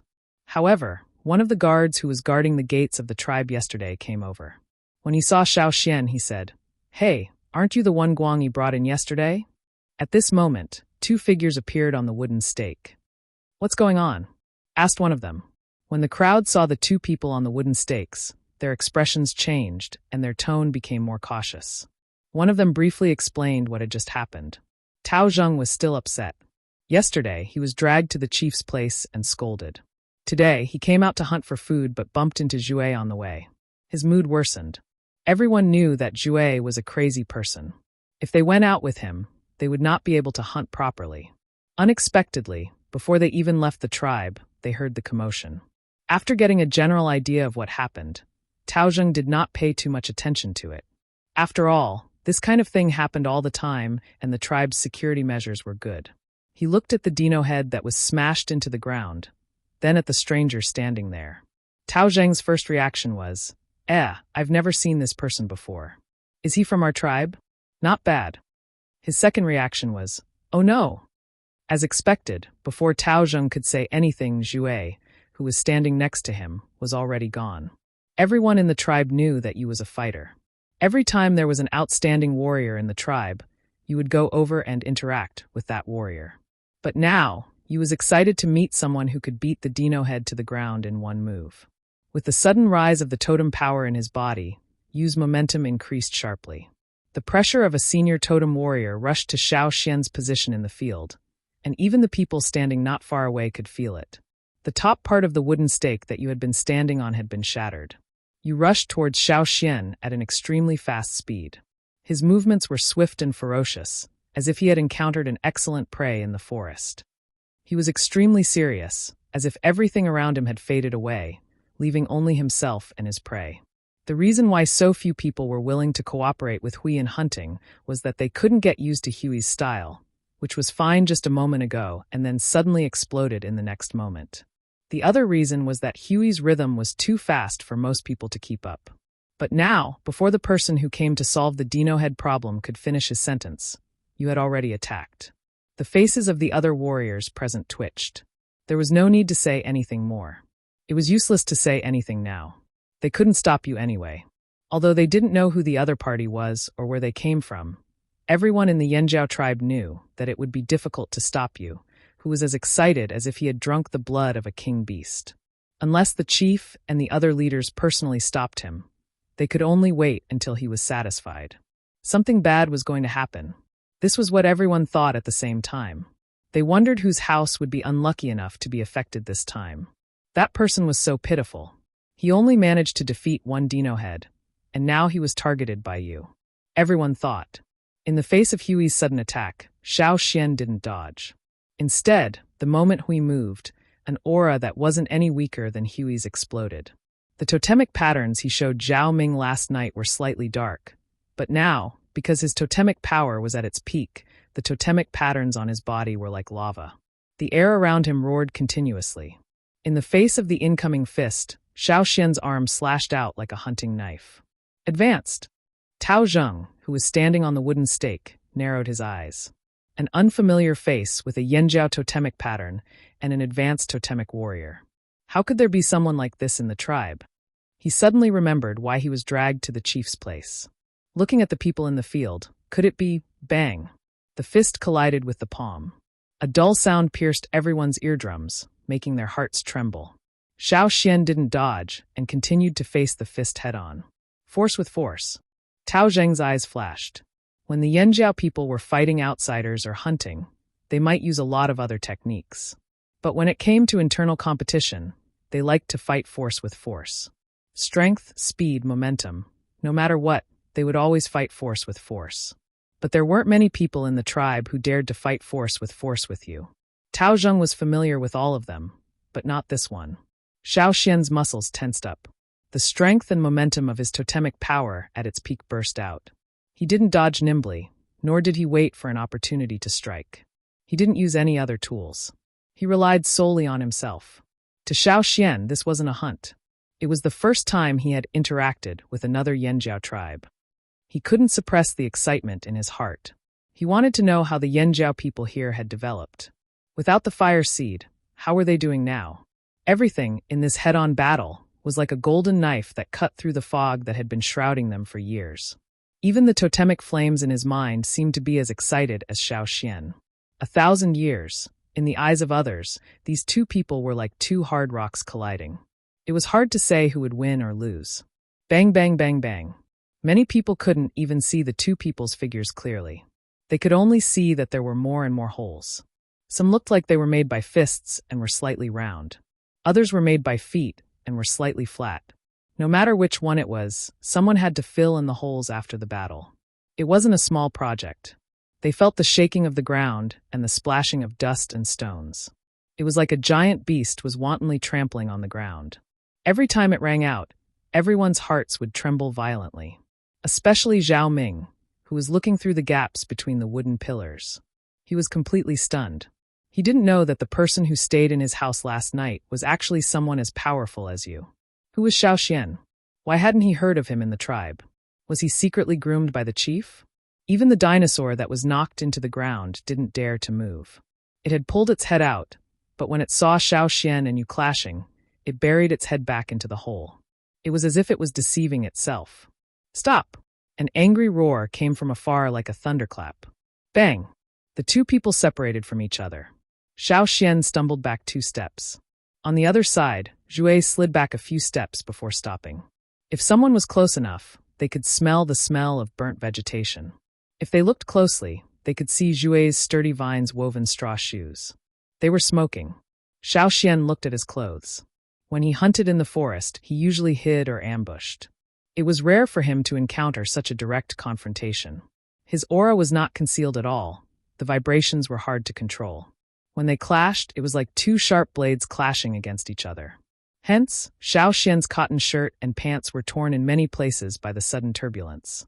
Fortunately, they weren't completely destroyed, or Xiao Xian would have to run naked in front of everyone. Why did he say accompany? Because his opponent wasn't any better than Xiao Xian. In fact, Yu's clothes were torn in more places. He looked at the person who appeared out of nowhere. He looked about the same age as Guangyi. Did they call him team leader?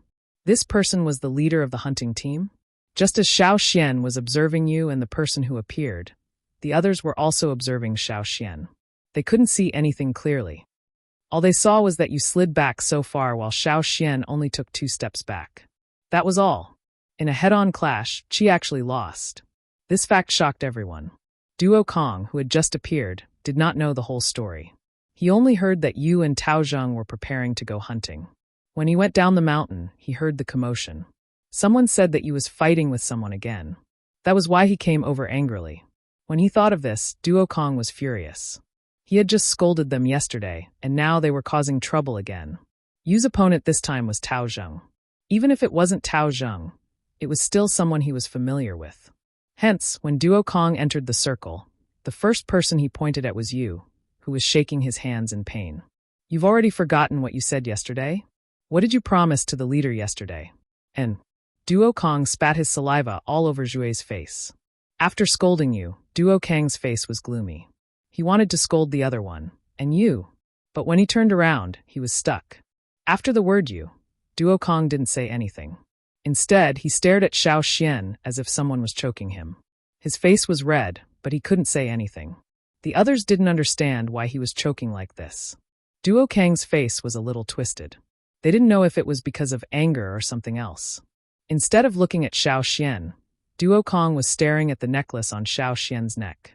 Previously, this necklace was always worn by Xiao Xian. It was usually hidden by his clothes so no one could see it. But when he fought with you just now, his clothes were torn. There were a few pieces of cloth fluttering in the wind from his neck to his chest. The fiery red ball in the bone ornament appeared in Duo Kang's sight just like that. Without any mental preparation, without any warning, the thing that he had always thought only existed in the stories of his ancestors had suddenly appeared. Was it fake? Or was it just similar?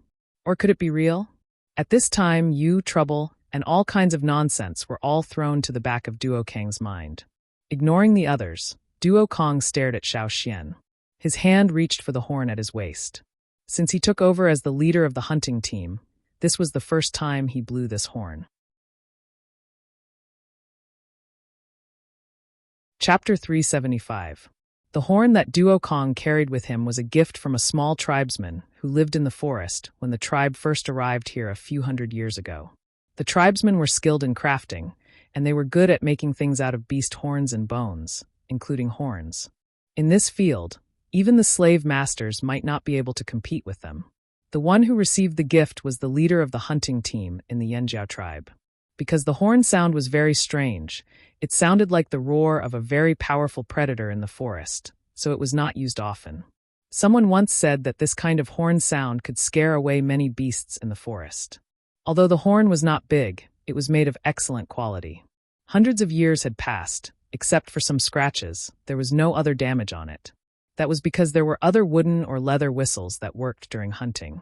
Later on, this horn was specially used to signal an emergency, especially when it was a big event related to the tribe. The horn was passed down from one hunting team leader to another.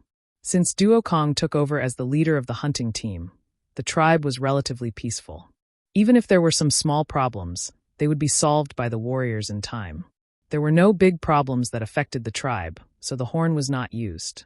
But now he took out this horn. Woo! The palm-sized black horn suddenly made a sound like the roar of a beast in the forest, and the sound broke the peaceful atmosphere of the tribe.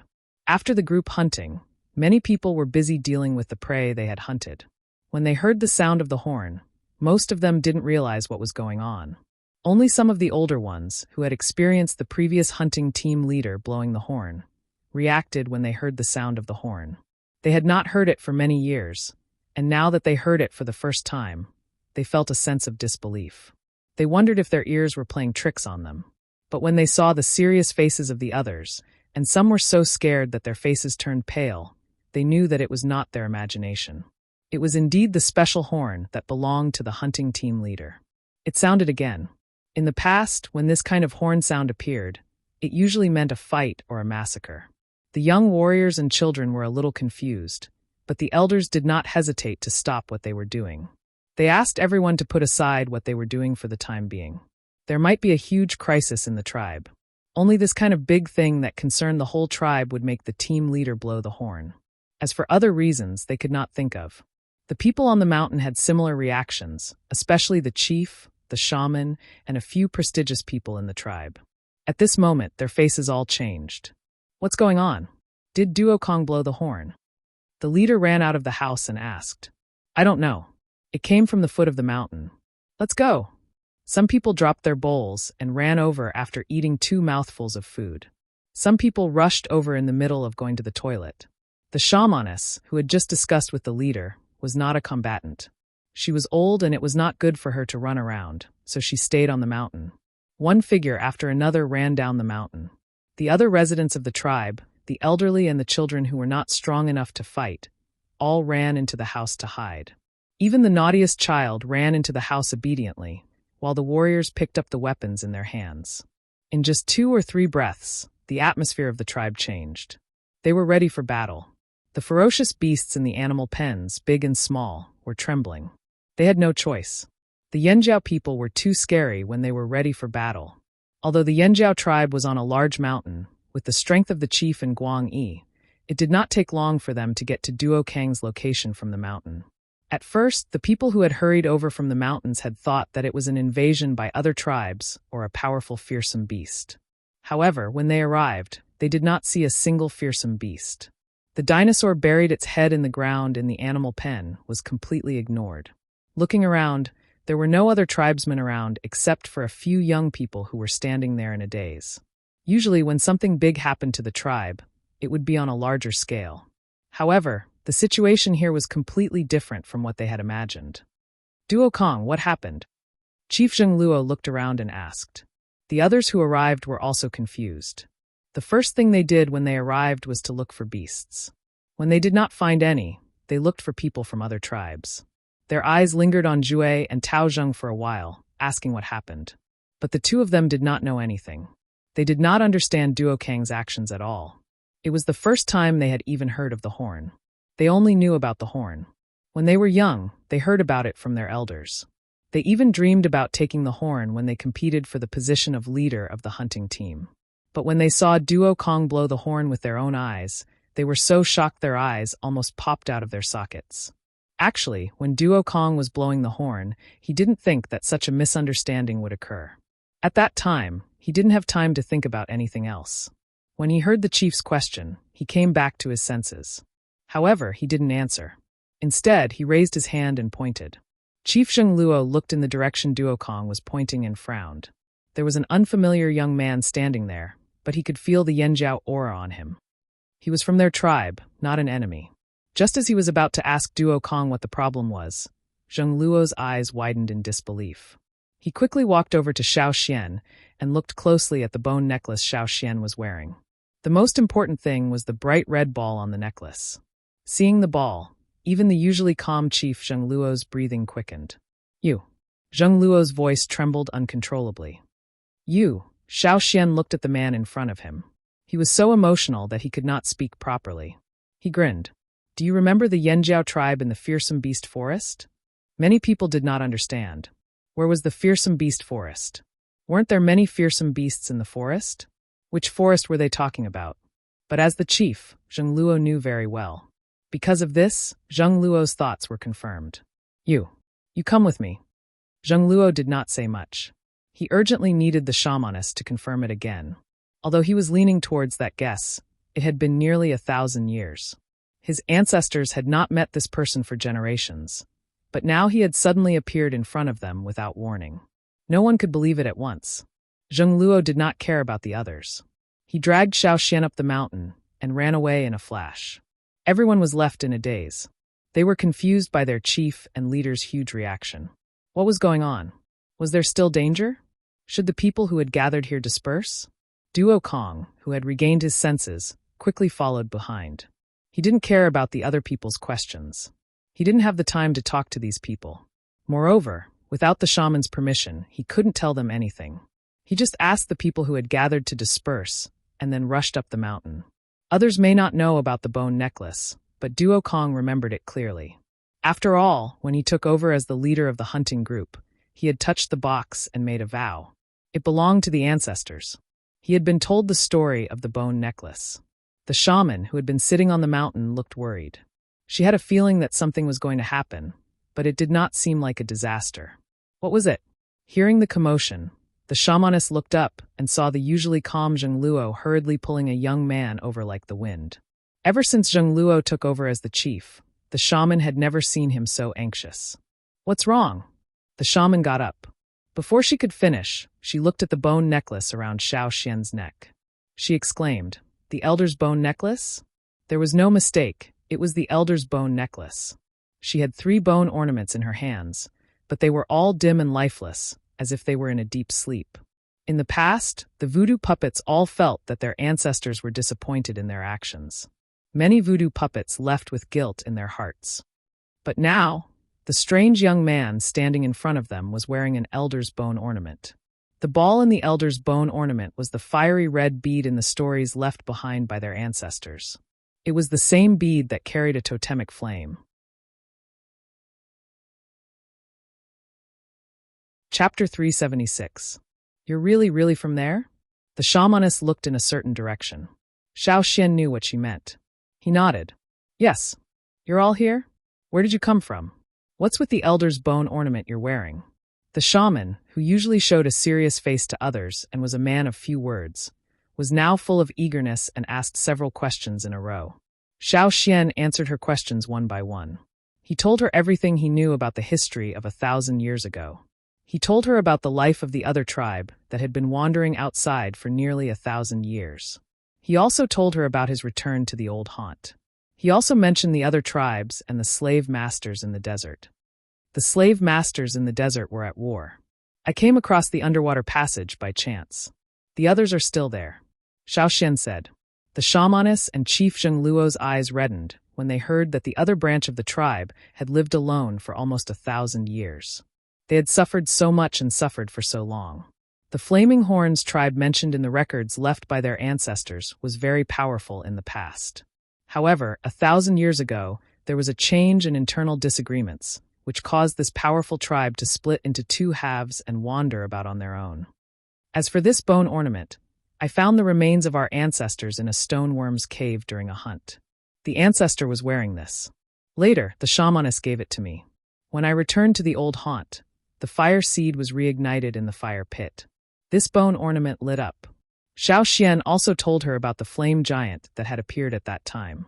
Hearing this, the shamaness, who was usually calmer than Chief Zheng Luo, suddenly stood up. Her voice was severely distorted, and the hand holding her walking stick was shaking. Really? Xiao Xian took off the bone ornament necklace and handed it to the shamaness for a closer look. The shamaness threw away her walking stick and carefully took the bone ornament from Xiao Xian with both hands. It was like she was holding the most precious treasure in the world. Her eyes were sincere. She bent her knees and knelt in a certain direction. 2 streams of tears flowed down her wrinkled skin and dripped to the ground.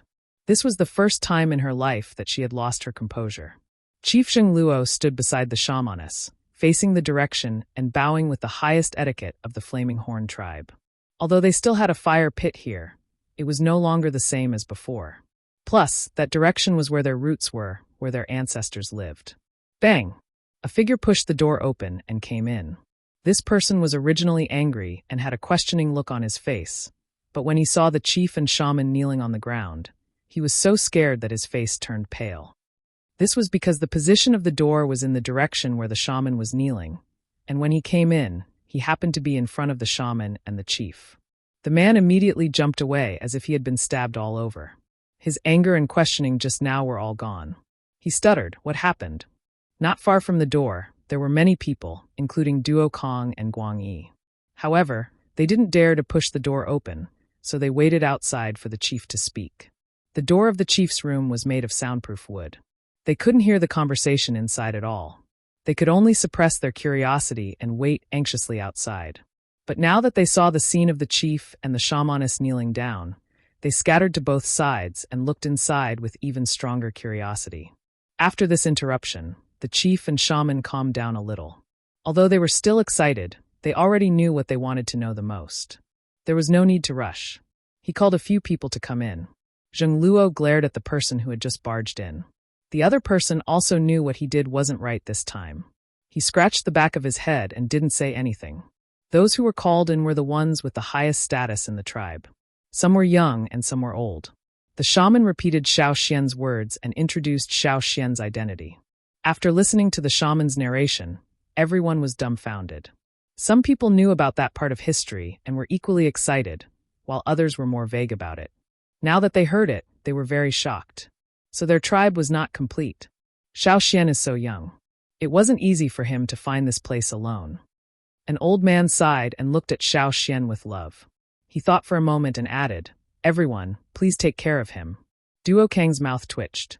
Xiao Xian is stronger than Jue. He could beat Jue. Even among the people here, how many of them had the confidence to beat Xiao Xian? Did someone like that need to be taken care of? It was already good enough that he didn't beat them up. Right, Xiao Xian, how did you get into the tribe? Duo Kang asked. Could it be that the warriors guarding the tribe had taken a nap during their patrol? Did the guards leave their post? Xiao Xian looked at Guang Yi, who was sitting next to Duo Kang. He answered, Uncle Guang Yi brought me in. When he heard his name, he looked up to see everyone looking at him in confusion. Guang Yi was even more confused. I brought you in. Obviously, he didn't remember Xiao Xian. If he had more time to interact with him, if he fought with Xiao Xian, Guang Yi would have a deeper impression of him. But he didn't.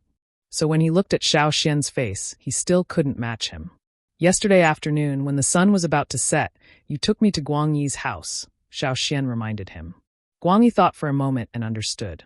So it was you. The chief and the others were speechless. Duo Kang thought to himself, Guang Yi, you idiot. Do you know that I was so shocked that I couldn't even blow the horn today?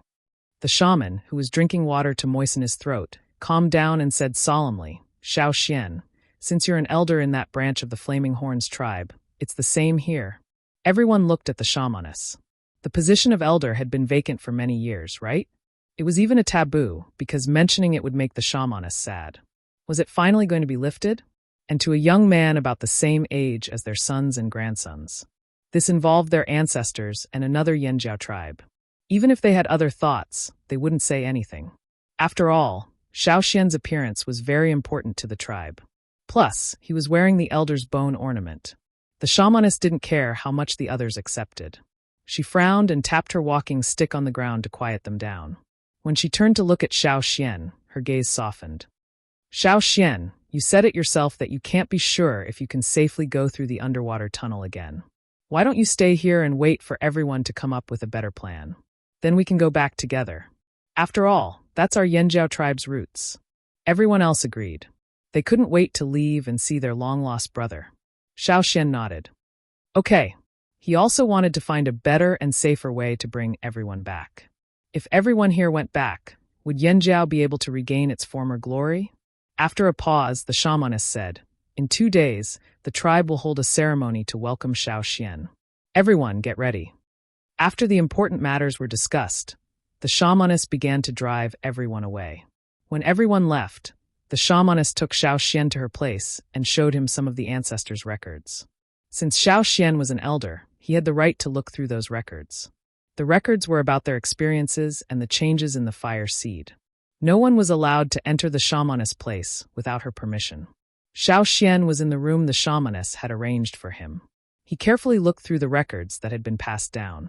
In the next room, the shamaness took out the box containing the elder's bone ornaments. There were 3 bone ornaments in the box. The beads inlaid on the bone ornaments were dull. They couldn't be compared to the one Xiao Xian was wearing.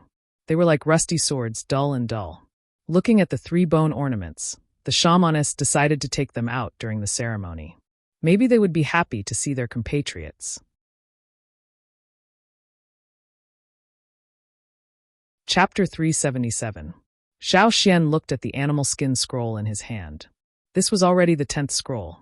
Beside him was the food that the shaman had brought over, but Xiao Xian didn't touch it at all.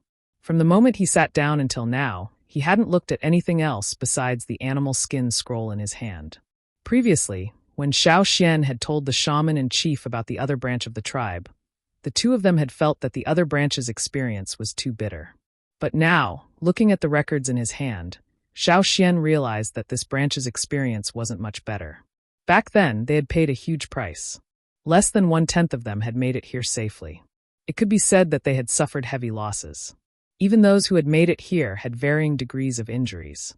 From these records, Xiao Xian learned that as early as 1,000 years ago, people in the tribe had discovered that the fire seed was weakening, but they hadn't been able to find a solution. It wasn't until the appearance of the slave masters that they saw an opportunity. The reason why the slave masters were able to travel from this continent to the other side was because of the great changes in the world 1,000 years ago. The mountains became valleys, and the sea became land. The underwater passage that Xiao Xian had walked through had indeed risen because of the great changes in the world.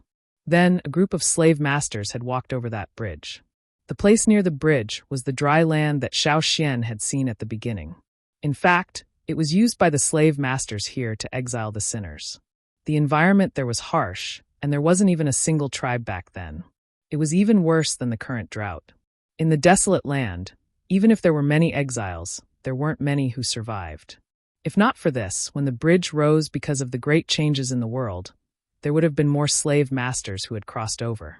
Among the slave masters who had crossed over 1,000 years ago, there were a few geniuses. These people were mentioned in the animal skin scrolls. They were all people that the Yanjiao people had come into contact with. Among them, a person named Mu Han was mentioned the most. According to the records on the animal skin scroll, the reason why the slave masters were able to rise over there was mainly because of this Mu Han. Looking at the records on the animal skin scroll, the Yanjiao ancestors had come into contact with this Mu Han quite a bit. Back then, the chief of the Yanjiao tribe who had brought his people out to avoid disaster had fought with Mu Han. The two sides weren't enemies, but they weren't friends either. After knowing each other for a long time, they understood each other very well. Later, the chief of the Yanjiao had won a contest and obtained some secret information about the slave masters from Mu Han. At that time, the bridge in the sea was already very unstable. Whether it was the Yanjiao shaman or some people who were good at divination with Mu Han, they all said that the bridge wouldn't last for long. It was also at that time that the Yanjiao tribe had the biggest disagreement. The chief wanted to go to the other side of the bridge to find a solution to the weakening of the fire seed, but the shaman strongly opposed it. At that time, the next shaman of the tribe had already been decided. His name was Qi, and he was the successor that the shaman had spent a lot of time and effort grooming. He also had high hopes for him, because Qi was indeed a genius. He was also one of the few people who had the power of inheritance before becoming the shaman. Just like how Xiao Xian had helped the shaman draw the Wu roll, Qi had also helped the shaman draw the Wu roll very early on. But in the end, that genius stood on the chief's side. Together with the chief, they brought half of the tribesmen and half of the fire seed from the sea bridge to the mainland. They experienced all kinds of difficulties and dangers. They were ostracized, targeted, and mocked until they came to this forest. After that, there were 10 full volumes of animal skin. All of them recorded how Qi had found a way to suppress the weakening of the fire seed and the mystery of the disappearance of the fire seed of the slave owners and the tribes here. Finally, this genius found a solution when he was old. The fire seed hasn't disappeared. It still exists in the blood of the Yanjiao people. It will continue to exist with the blood of the Yanjiao people. Reading up to this point, Xiao Xian thought that the other half of the fire seed had already merged with the Yanjiao people's bodies. At the back of these scrolls was a very simple drawing. It was the last time Qi had knelt down to the shaman before he came with the chief. Did he regret it? From the words and drawings Qi wrote at the end of his life, it could be seen that he didn't regret it. But he did feel guilt and regret. He missed the old place very much. But Qi knew that the bridge had already sunk, and he didn't know when it would rise again. Even if it rose again, he wouldn't be able to see it. However, Qi believed that when the bridge appeared again, the tribesmen would be able to return to the tribe with the solution he had found. One day, we will return to the old place. At the end of the scroll, there was a sentence similar to what Xiao Xian had seen written by Zan on the stone room. But they didn't know that the Yanjiao tribe that had stayed behind had bad luck. As they walked, they found that the earth had split open, and then a giant river had appeared, completely cutting off their way back. They had lived a savage life for nearly 1,000 years. Seeing this, Xiao Xian couldn't help but sigh. It hadn't been easy. Whether it was the shaman or Qi and the chief, no one was truly satisfied. After all, Yanjiao had been split into two. In their eyes, they were all sinners who had let down their ancestors. Looking at the scrolls left behind by Qi and the chief, one could see that their greatest wish was that one day, the two tribes would be reunited. Yanjiao's prosperity and glory were indispensable. From the records left behind by the chief, Xiao Xian also discovered some things about Mu Han. Because he had interacted with Mu Han a lot, the records left behind by the chief were mostly about Mu Han. It was said that Mu Han had been exiled because he had been tricked. Otherwise, a genius like him wouldn't have been exiled so easily. But who would have thought that this exiled person would encounter a fortuitous encounter and cross the bridge from one side to the other?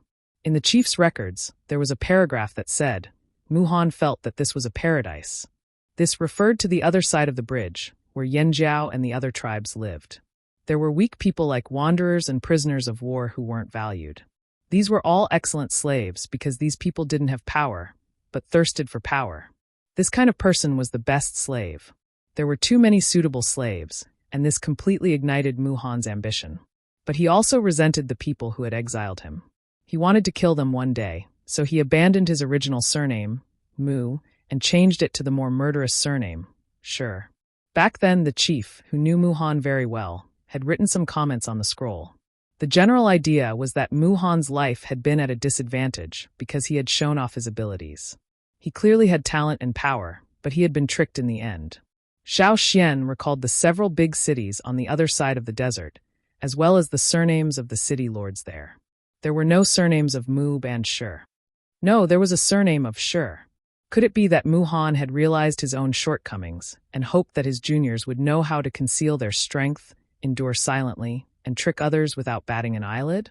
Was that why he had changed the murderous Shi to Shi? Thinking about it, it was really possible. Didn't Shi Shu and his gang silently launch a war that swept through the entire desert? Perhaps Shi Shu's understanding of Yanjiao was not because of Daoyu, but because of the records left by their ancestor, Muhan? Whether it was true or not, Xiao Xian now had no way to investigate, so he couldn't ask Shi Shu for the real reason. Xiao Xian read the records left by Qi, who had changed Yanjiao, again carefully rolled up the scroll and put it back. If he could go back, these were all very important things. They were the results of Qi's life, and also the antidote to change the weakening of Yanjiao's fire seed. Xiao Xian stretched his stiff body and looked out of the window. Yangguang was really brilliant.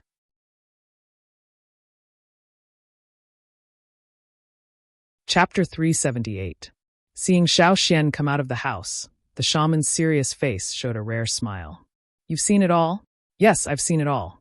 Xiao Xian came in front of the shaman and sat cross-legged on the animal skin cushion on the ground. He couldn't let the shaman look up at him all the time. He was worried about her neck. Our ancestors have always wanted to go back to the old land. Every year, we send people to the other side of the sea to see if there is a chance to go back. But every year, the results are disappointing. I didn't expect to meet you. The shaman sighed. I don't know if I can go back there safely. At that time, I was forced to do so. I was lucky enough to survive, but I don't know if I can go back again. Why don't I go and see? Xiao Xian asked. Please don't. The shaman hurriedly stopped him. She didn't want Xiao Xian to take this risk. It was rare to meet people from the other side. What if something happened? She couldn't even cry. Xiao Xian recalled the ancestors' experiences recorded in the animal skin scroll and thought about what he had encountered. He said, When I came from the bottom of the sea, there was only some dry seaweed in the passage. There was nothing else. I haven't seen the red and blue flowers recorded in the ancestors' records. So you'd better not take the risk. The opportunity can wait, but if you're gone, there's no other way. The shaman advised. She was about to say something else when she thought of something. Her whole body trembled, and she looked at Xiao Xian in disbelief. You can understand the Wu roll.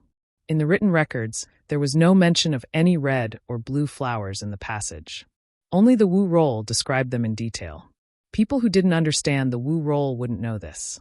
If she hadn't copied it herself and looked at it often, she wouldn't have remembered it so clearly. Yes, Xiao Xian thought that after the people here merged the fire seed into their bodies, there would be some other changes. Maybe they could understand the Wu roll, but now it seemed that this was not the case. Can others see it? Xiao Xian asked. Can people on your side see it? The shaman was even more shocked. Xiao Xian shook his head. On our side, besides the shaman, I'm the only one who can understand it. You're from the other side? The shaman asked in surprise. No, I'm an elder. We have a shaman on our side.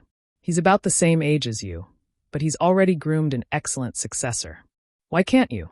At this moment, the old lady imagined a lot of slave owners fighting for power and profit to launch a variety of you pitting me.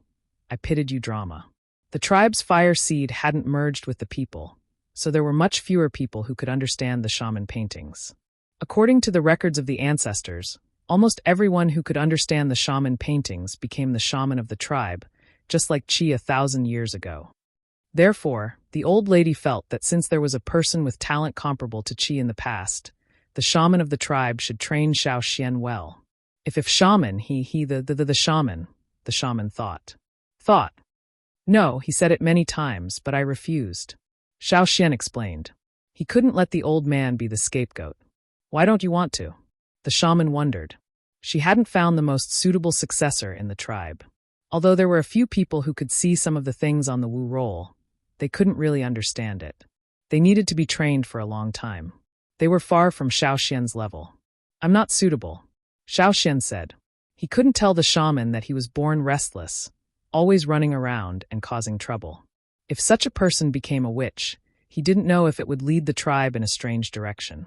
Moreover, in such a big environment, Xiao Xian didn't think his survival wisdom was better than these people. She wanted to persuade Xiao Xian to take over her position, but after hearing this, the shaman swallowed her words. She wanted to scold Xiao Xian, but she couldn't bear to. The muscles on her face trembled due to the complex changes in her emotions. She suddenly had the urge to kowtow to the ancestors who had passed away, to vent the emotions in her heart that were like 10,000 beasts running wildly. After chatting with the shaman for a while, Xiao Xian came out. As soon as Xiao Xian came out, he was stopped.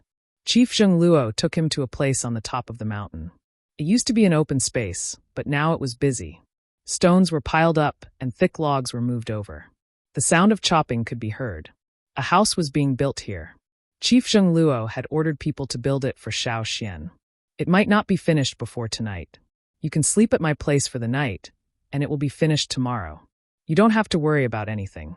There are animal hides that have been dried, baked pottery, and so on. Zheng Luo pointed in that direction, then shouted at the people who kept glancing over curiously. Pay attention to what you're doing. Don't look to the side. You, stop looking. You almost chopped off your own hand. The people who were yelled at quickly looked away. Even though they were curious about Xiao Xian, they didn't dare to wander off recklessly with the chief here. After Zheng Luo showed Xiao Xian the house under construction, he continued walking up the mountain.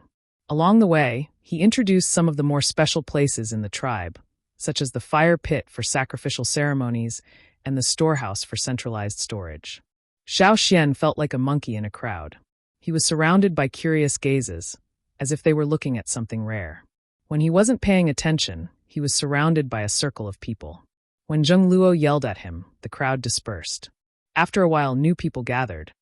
When the chief yelled again, the crowd dispersed again, repeating the process over and over again. They couldn't be blamed for being curious. Previously, when Duo Kang's horn sounded, it scared the tribesmen into preparing for battle. In the end, the chief and the other leaders went up the mountain in silence. The cause of the incident was a young man, and it was said that this young man was from the Yanjiao. Could he be a stray descendant of the tribe? But even if he was a stray descendant, he wouldn't be personally accompanied by the chief. A few years ago, there were people who disappeared for a long time who came back with their wives and children, but the shaman and the leaders never treated them like this. Looking at the smile on the chief's face, it was the first time they realized that the chief could smile so amiably. TSK, it gave them goosebumps. What happened at the foot of the mountain, the strange expressions of the chiefs and elders, and the welcoming ceremony that would be held in 2 days, all made the people in the tribe curious, just like the bubbles in the boiling water, bubbling and bubbling. Duo Kang's son, Duo Li, was gossiping with Tao Zheng and the others. They had just been yelled at by the chief and were grilling meat while discussing Xiao Xian. As they were talking, Tao Zheng elbowed Duo Li, who was gnawing on a beast leg, and pointed his chin in a direction, indicating for him to look there. Duo Li raised his head and saw his father passing by with a pensive expression. Without wiping his mouth, Duo Li hugged the beast leg and ran over, shouting, "Father, father, I haven't returned to the fire seed yet. What are you shouting for?" Duo Kong scolded.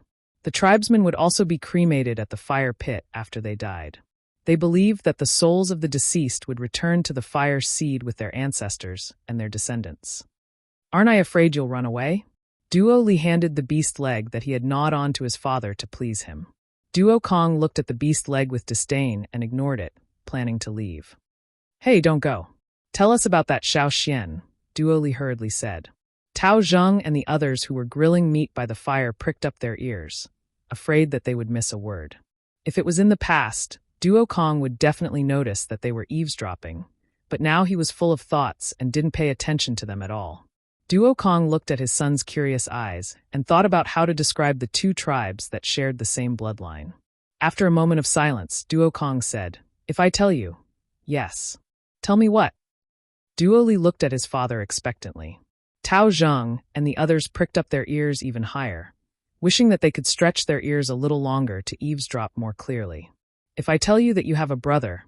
Duo Li's hands trembled, and he almost dropped the beast leg he was hugging. Brother? What brother?" Duo Li stuttered. Duo Kong pondered over his words and continued, "Same father, same mother, born at the same time as you, biological brother." Thud! The beast leg fell from Duo Li's hands.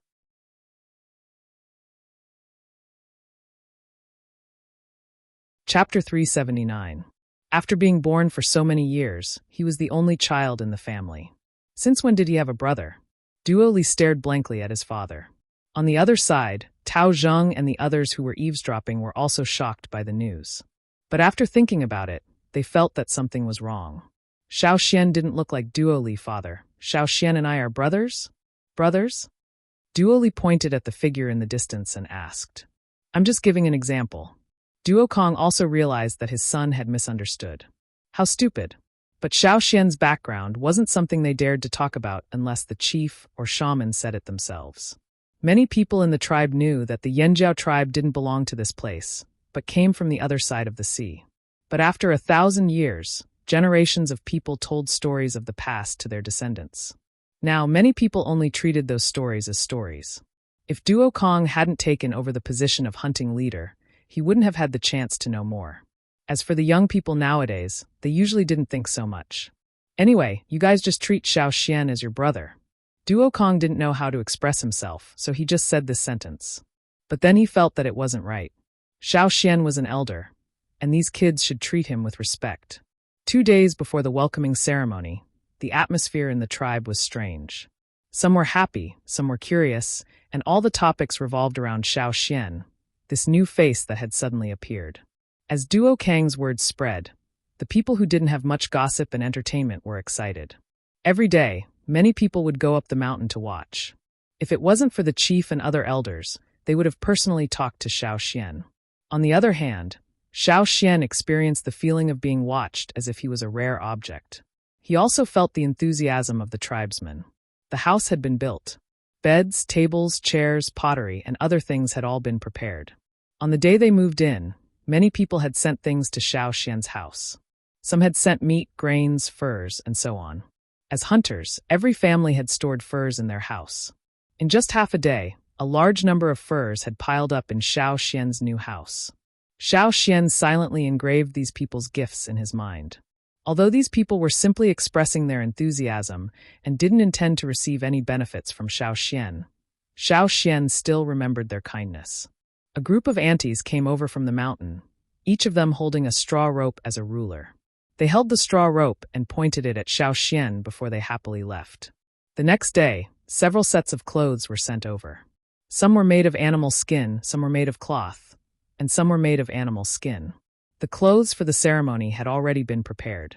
The animal skin used was from the shamaness herself. It was an excellent fearsome beast skin and was very sturdy. Because there was no fire seed, the ceremony was a little different from what Xiao Xian knew, but there wasn't much of a difference. On the day of the ceremony, when the sun set and the sky darkened, the people at the foot of the mountain walked up one after another. Everyone was neatly dressed and wore clean clothes. Xiao Xian noticed that on the day of the ceremony, most of the tribesmen wore animal skin. Almost no one wore cloth. Most of the totemic warriors wore sleeveless animal skin, especially the intermediate and advanced totemic warriors. Every time there was a ceremony, they would expose their arms to show off their totemic tattoos. This was also a chance to show off their strength. The ceremonial clothes prepared by the tribe for Xiao Xian were sleeveless as well. In the eyes of Chief Zheng Luo and the others, this was a good opportunity for Xiao Xian to show off his strength. After all, not many people saw the battle between Xiao Xian and Zhao. The others only heard about it. Seeing was believing. Seeing with one's own eyes would leave a deeper impression. It would also give them a better understanding of Elder Xiao Xian. Because of the festive nature of the ceremony, many of the warriors inherited the customs passed down from their ancestors. They brought along various hunting fruits, sharp horns, bone ornaments, and so on. Men and women of all ages were dressed up. In comparison, Xiao Xian looked refreshed. Xiao Xian had not gone hunting since he arrived here. To make it easier for him to travel, he did not collect any souvenirs from his hunts. The only thing he wore was an elder's bone ornament. Among the white bone ornaments, a fiery red ball stood out. Even at night, as long as there was a little light, it would reflect the light of Mars. Are you ready? The shamaness looked at Xiao Xian, who was standing beside her. Yes. Although this wasn't the tribe he was familiar with, the Yanjiao atmosphere was very strong. Xiao Xian quickly adapted. Go, the shamaness said as she walked towards the fire pit. Xiao Xian walked in the opposite direction. The welcoming ceremony required walking from the bottom of the mountain to the top. This was what every newcomer to Yanjiao had to go through. There was no fire in the fire pit at the top of the mountain, only torches. Xiao Xian waited at the bottom of the mountain. Beside him were two groups of people sent by the shamaness to protect him in case anything happened. The chanting from the top of the mountain could be heard faintly. The entire mountain was immersed in a solemn atmosphere. A red light flashed at the top of the mountain. The shamaness had lit a fire in the fire pit. With the sound of a horn, Xiao Xian walked up the mountain. There were many torches around, illuminating the path up the mountain. It was probably to make it easier for Xiao Xian to see the path. In fact, Xiao Xian could see clearly even without the torches. After passing through a deserted area, Xiao Xian saw a crowd gathering. The path up the mountain had been cleared. No one came close. People on both sides of the road looked at Xiao Xian curiously. This was the first time they had a chance to observe Xiao Xian up close. They didn't have to worry about being reprimanded by the chief and elders. This was Xiao Xian, the person that even Zhao couldn't do anything to? They heard that he was the one who robbed the Taihe tribe. No matter how they felt, they could only think about it. They couldn't say it out loud. They couldn't say it out loud during this ceremony. Using his special vision, Xiao Xian saw some red threads coming out from the crowd. They were coming out from everyone's body. They went all the way up and connected to the fire pit at the top of the mountain. As Xiao Xian got closer to the top of the mountain and the fire pit, the red ball on the bone ornament necklace on his body seemed to be on fire. A ball of flame gushed out from it. Seeing this, the people around him screamed. However, they quickly held their breaths and kept their mouths shut. Their eyes were fixed on Xiao Xian's necklace that was emitting flames. The totem patterns on Xiao Xian's body were also revealed. The magma-like flame patterns extended from his shoulders to his wrists, and then to his palms. A senior totem warrior. He really was a senior totem warrior. The people around him stared with their eyes wide open. The fire pit finally appeared in front of Xiao Xian. It didn't have the surging flames in his memory, but it wasn't small either. It filled the entire fire pit. Beside the fire pit, the shaman stood there with a stone box in his hands. There were 3 bone ornaments in the box. They were the same as Xiao Xian's, but they weren't as bright. When Xiao Xian came closer, the shaman handed the box to Xiao Xian.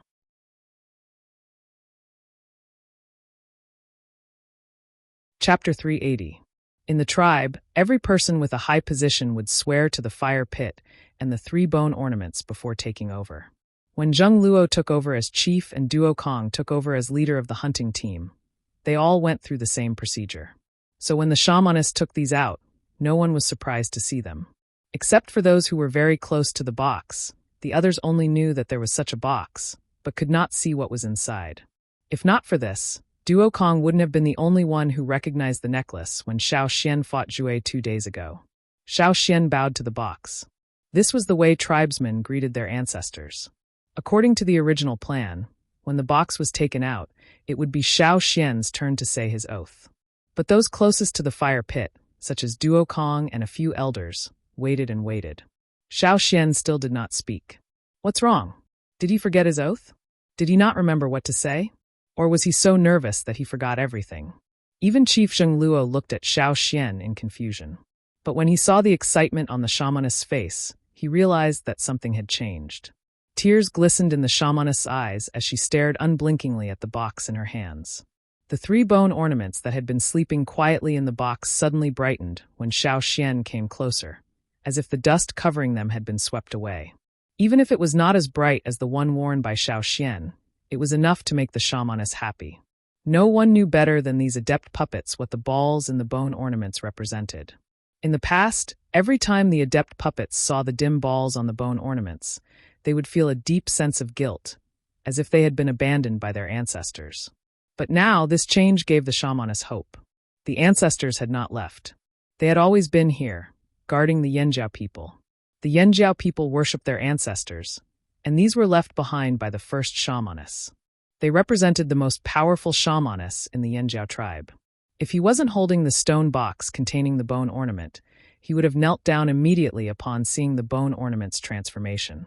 Xiao Xian also saw the changes in the 3 bone ornaments. When he received the bone ornaments in another tribe, he learned from the shamaness that the first shamaness had left behind 6 balls and made them into 6 bone ornaments. Xiao Xian had seen 3 of them before, and Xiao Xian finally saw the remaining 3. It was good that they were still here. They were not lost. The 6 bone ornaments would be reunited one day. According to the shamaness instructions, Xiao Xian transformed the totem power in his body into a form outside his body and separated a part of it to connect to the fire pit. This was something he had to do before he made the oath. The others in the tribe had connected to the fire pit in this way and made the fire rise. However, Xiao Xian didn't expect that the moment he separated the totem power to connect to the fire pit, there would be a drastic change. He didn't even get the chance to make the oath he had prepared. All his attention was attracted by this change. The totem flame in his mind became active, and at the same time, the fire in the fire pit rushed up. The sudden rise of the fire in the fire pit attracted everyone's attention. Almost at the same time, all the torches around, including the bonfires on the mountain and at the foot of the mountain, were extinguished in an instant. The only fire on the entire mountain was the flame in the fire pit. The elders in the tribe had lived to this age, and had participated in countless ceremonies and ceremonies. They had also heard many stories about the fire pit from their fathers and grandfathers, but they had never seen this scene before. Between heaven and earth, only the fire on the mountain top seemed to exist. It was like a king standing on high, looking down on all living beings. The rising fire rolled up, and a pattern of 2 horns appeared in it. It turned from blurry to clear. This was a pattern that every Yanjiao person was familiar with. They had seen it in the fire pit during the ceremony, but it was not as big or as clear as this one. The temperature of his blood seemed to be rising, like boiling soup, rushing and cheering in his body. The vibration came from his bone marrow, and the totem patterns on his body seemed to be brighter than before. This is. The shamaness looked at the high fire in the fire pit, and was shocked to the point of being sluggish. However, this was not the end. Soon, the shamaness was disturbed by another wave of fluctuation. She looked at the stone box in her hand. The round beads on the bone ornaments in the stone box began to glow red. It was not the light reflected, but the light emitted by the beads themselves. The light on the beads grew brighter and brighter. Finally, a flame emerged from the beads. 3 bone ornaments and 3 round beads appeared at the same time. Even those who were standing a little far away and could not see the bone ornaments clearly could see the fire coming from the box. The air was scorching hot, but none of the Yanjiao people were burned. On the contrary, they felt an unprecedented peace of mind and a touch of being protected. This unprecedented change surprised every Yanjiao person gathered here. They threw all other thoughts out of their minds and just stared at the fire pit. On the bone ornaments worn by Xiao Xian, the flames from the round beads began to expand. In the box held by the shamaness, the flames from the 3 bone ornaments began to expand at the same pace. The shamaness and Xiao Xian were standing by the fire pit. Both of them were wrapped in flames. If it were not for the fact that they were unharmed and unscathed, the others would have panicked. The shamaness' body was stiff, and she carefully held the stone box. She did not even dare to shake her hands, for fear that she would disrupt this change. Although she did not know what was going to happen next, she knew that it would be of great benefit to the Yanjiao tribe. Compared to the shocked Yanjiao people and the excited shamaness, Xiao Xian was much calmer. He had also guessed what was going to happen. Such a change had happened once before. Looking at the rising flames, Xiao Xian looked up at the sky. Seeing this, the shamaness also looked up. When the others saw their actions, although they did not understand why, they also looked up. Some people even wondered if this was a new ritual to pay respects to the ancestors. However, they soon found that they were wrong. As the balls of flames rose and gathered in the air, they formed a huge human silhouette. This silhouette was quickly becoming clearer and more complete. The fire in the fire pit grew stronger and stronger. A flame giant appeared at the top of the mountain. Every Yanjiao person was shocked by the appearance of this flame giant. When the people who were paying attention to all of this came back to their senses, they found that they were already kneeling on the ground. As the flame giant opened his arms, the flames from the fire pit suddenly rose into the sky, as if they were going to break through the sky. The nearby mountains and the thick dark clouds in the sky that blocked the moonlight were all dyed with a layer of fire. The majestic aura spread out, and in an instant, it swept through the entire mountain, spreading to every corner. Yen Zhan, who did not spread his flames, used his aura to intimidate everything. There were still some captured beasts in the animal pens at the foot of the mountain. At this moment, every beast in the pens, no matter if it was an ordinary beast or a fearsome beast like the dinosaur, was trembling and wanted to turn into a stone. The dinosaur that was tied up by thick vines and thrown on the ground struggled violently. It wanted to dig a hole in the ground with its hooves and bury its head in it to relieve the fear in its heart. On the other side of the man-made river that surrounded the mountain where Yanjiao was located, there were some restless beasts in the forest on the other side. At this moment, as if they had been hit by a stick, they all turned around and left one after another. In the Taiha tribe, which was closest to Yanjiao, according to the custom, those who were not assigned to patrol would go to bed when the sky turned dark. At this time, many people were already in bed. Some warriors had just laid down and were about to fall asleep, but their bodies suddenly shook, and the hair on their necks stood up. They were so scared that they did not feel sleepy at all. They rolled out of bed and did not bother to put on their clothes. They ran out of the house to higher ground or open space, and then looked in the direction of Yanjiao. The two tribes were not too close to each other, so they could not see what was happening over there. They could only see the red sky and the forest.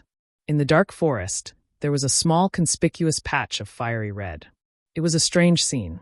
What was Yanjiao doing over there?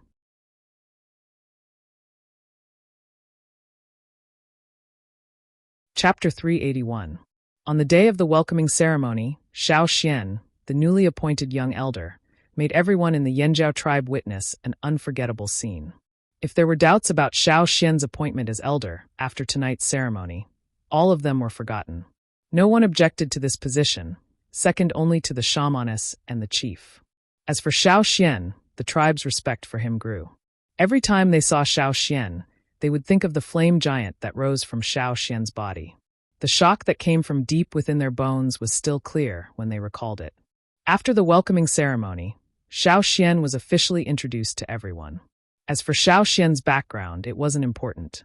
To the tribesmen, they only needed to know that Shao Xian was an elder. As for the rest, if the shamaness and the chief didn't say anything, they wouldn't ask. This was very similar to the personality of the other Yanjiao tribe. If there was a moment of doubt, they would gossip in private and forget about it after a while. There will be a hunt in 7 days. Shao Xian, you should come with everyone, Chief Zheng Luo said to Shao Xian. Group activities were a way to speed up integration. Hunting would allow Shao Xian to better adapt to the tribe. Moreover, Zheng Luo believed in Shao Xian's strength. If he could come here safely on his own, and as a senior totemic warrior, his hunting skills wouldn't be bad. Okay, Shao Xian replied. Zheng Luo also wanted to give Shao Xian some bronze wares, but Shao Xian refused. After a few days in the tribe, Shao Xian had a general understanding of the tribe's situation.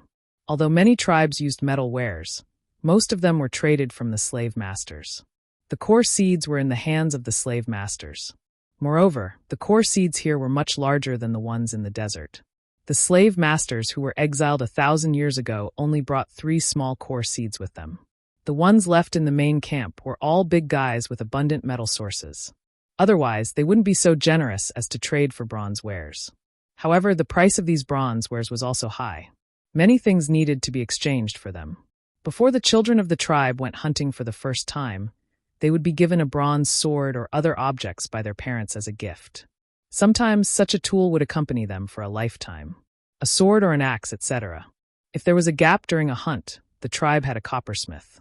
Although his skills were not top-notch and could not be compared to the talents of the slave owners, he could still deal with some basic situations. He could reforge the broken copper into a sharp weapon. Warriors like Zheng Luo had excellent hunting skills, so naturally they could trade for more bronze wares. However, Xiao Xian didn't lack bronze wares to hunt. If he wanted to trade for bronze wares, he could rely on his own abilities. Thus, while Zheng Luo and the others were wondering how Xiao Xian would handle the upcoming hunt, they saw Xiao Xian moving stone after stone into the house. Ever since bronze wares entered the tribe, more and more people realized the convenience of bronze wares. Stone wares naturally faded out.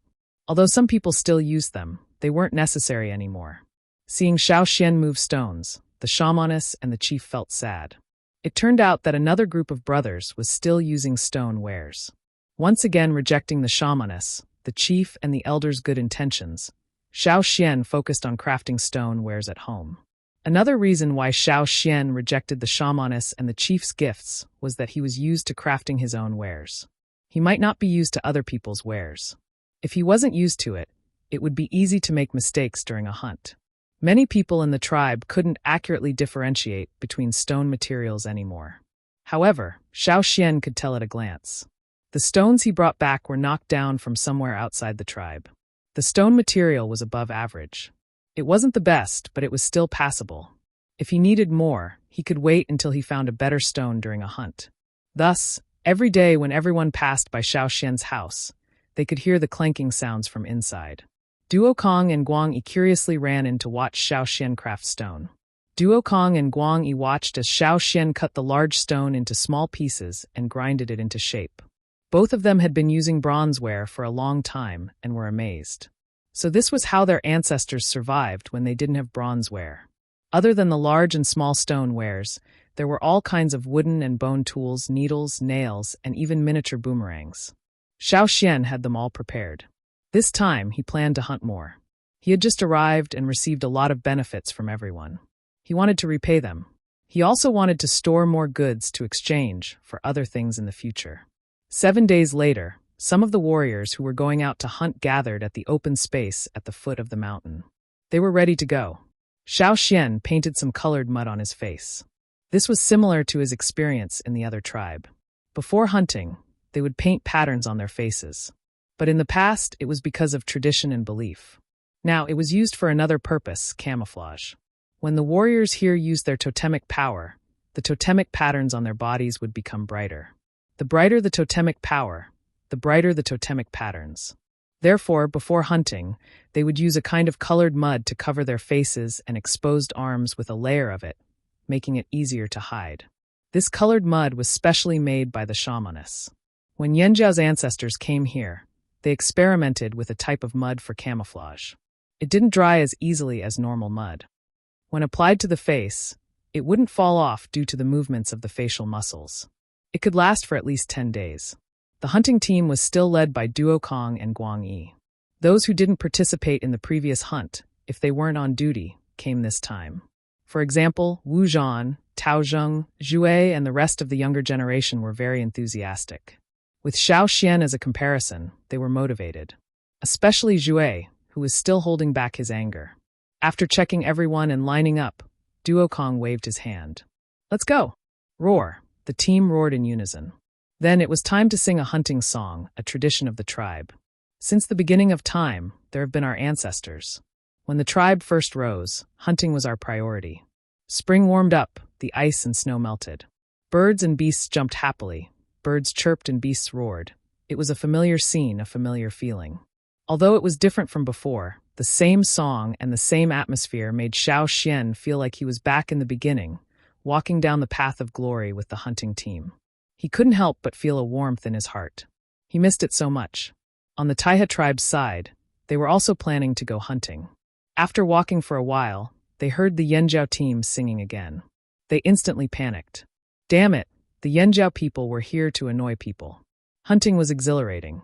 Luckily, everyone's hunting areas were separated, so they didn't have to bump into each other.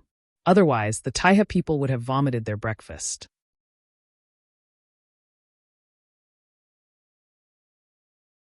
Chapter 382. Tall trees could be seen everywhere in the dense forest. The trunks near the canopy were so thick that it would take 3 people to wrap their arms around them. However, the trunks near the ground were so thick that it would take 10 people to wrap their arms around them. The roots on the ground were twisted and intertwined, extending to the surroundings. They were like the claws of ancient beasts clinging to the ground. Going through these places was like climbing a slope, but it was not a problem for those who often hunted in the forest. Silhouettes shuttled through the dense forest. After going deep into the forest, the crowd dispersed, and each group went in different directions. This time it was not a group hunt, so the groups were scattered. Xiao Xian was with some young warriors. There were more than 20 people in the group, including Tao Zheng and Jue. The leader of this group was Wu Zhan. According to their status, Xiao Xian should have been the leader.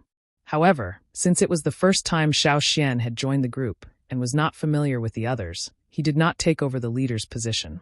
Everyone in the group cooperated well. At the beginning, everyone was a little cautious because of Xiao Xian. However, after a while, they got used to it and the atmosphere of hunting returned to normal. No words were spoken. Just a movement and a look was enough to know what each other meant. They cooperated well.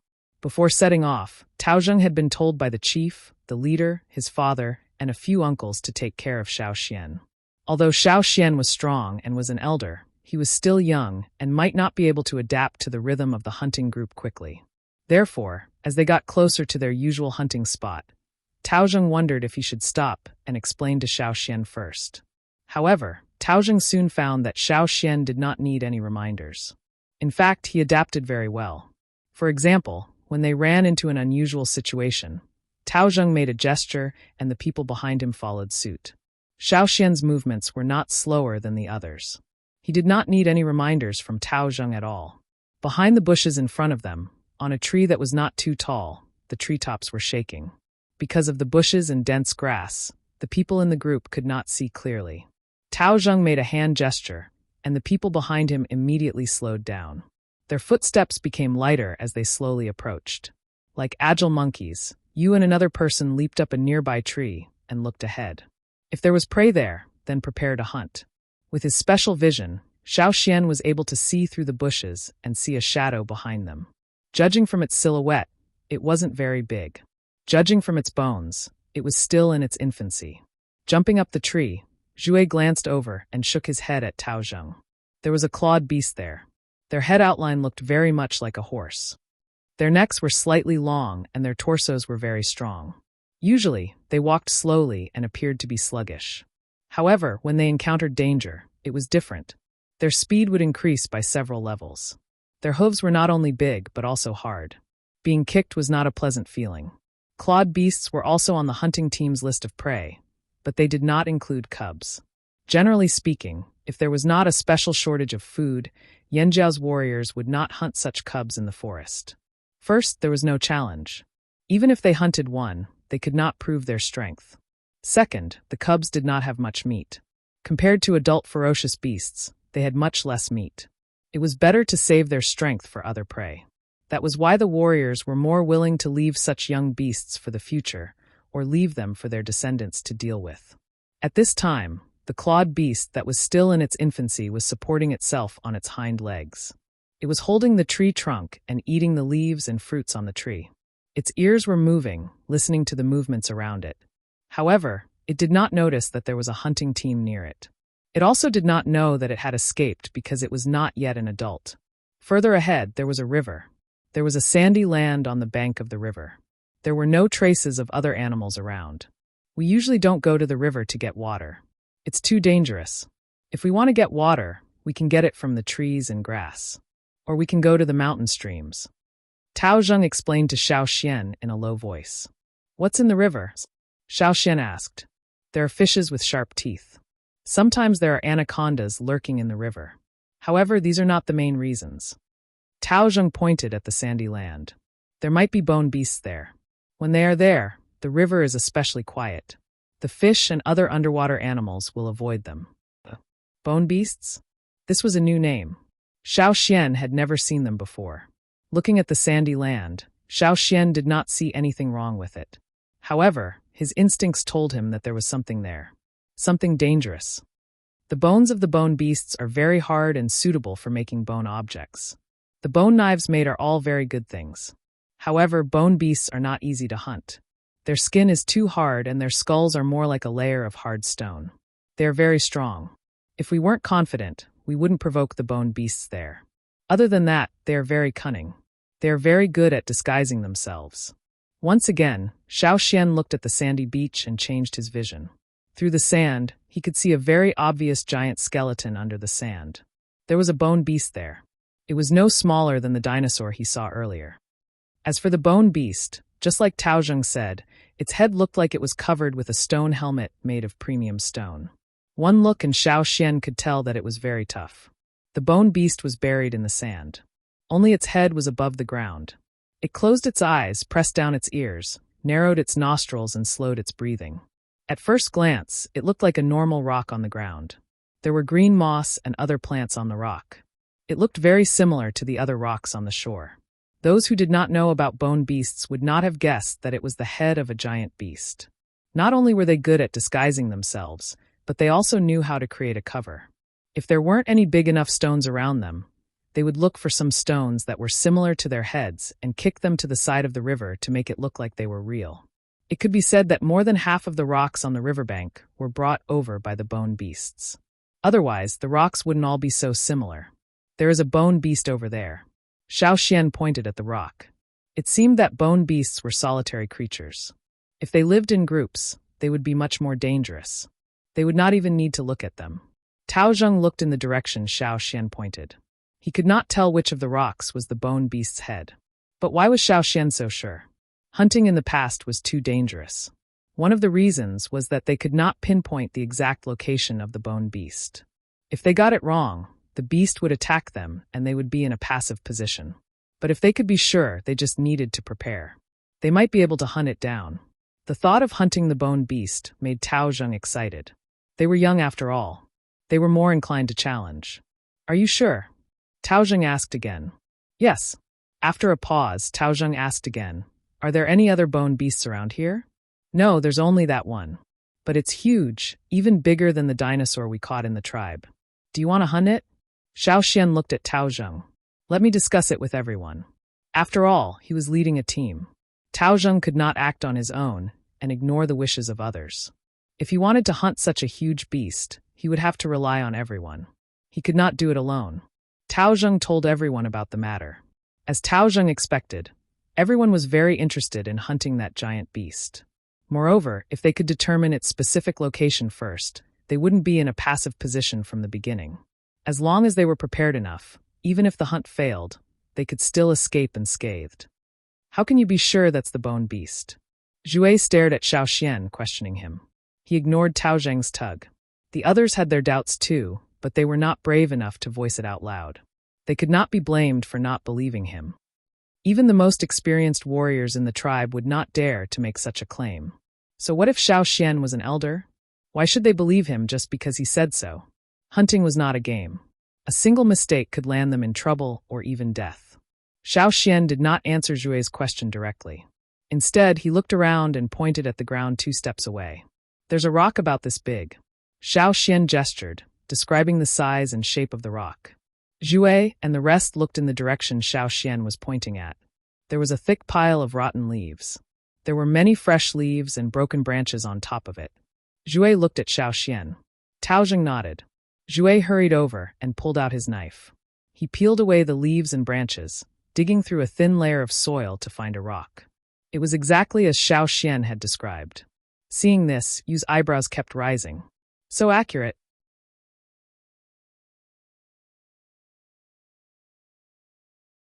Chapter 383. Xiao Xian proved his conjecture. The others believed Xiao Xian's words. What do you think? Tao Zheng looked at Zhuai. Zhuai buried the rock with leaves again. Since we've decided, let's hunt. The bone beast was a huge temptation to them. A hunter who did not want to hunt good prey was not a good warrior. After confirming the hunt, Tao Zheng and the others retreated. They planned to have a good discussion before starting the hunt. If it was any other prey, they would not have needed such a discussion. They could have just attacked. They had worked together many times and were familiar with each other. But this was their first time hunting a bone beast. It was not part of their original plan. They had to be prepared. Unfortunately, time waits for no one.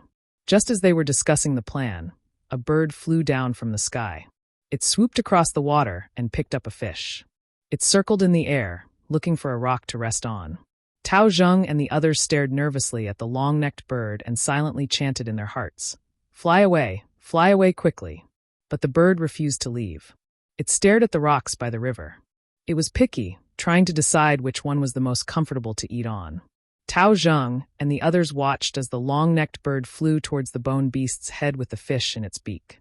Everyone roared in their hearts, "Idiot! How could you pick that one? Even a crooked tree would be better than that rock."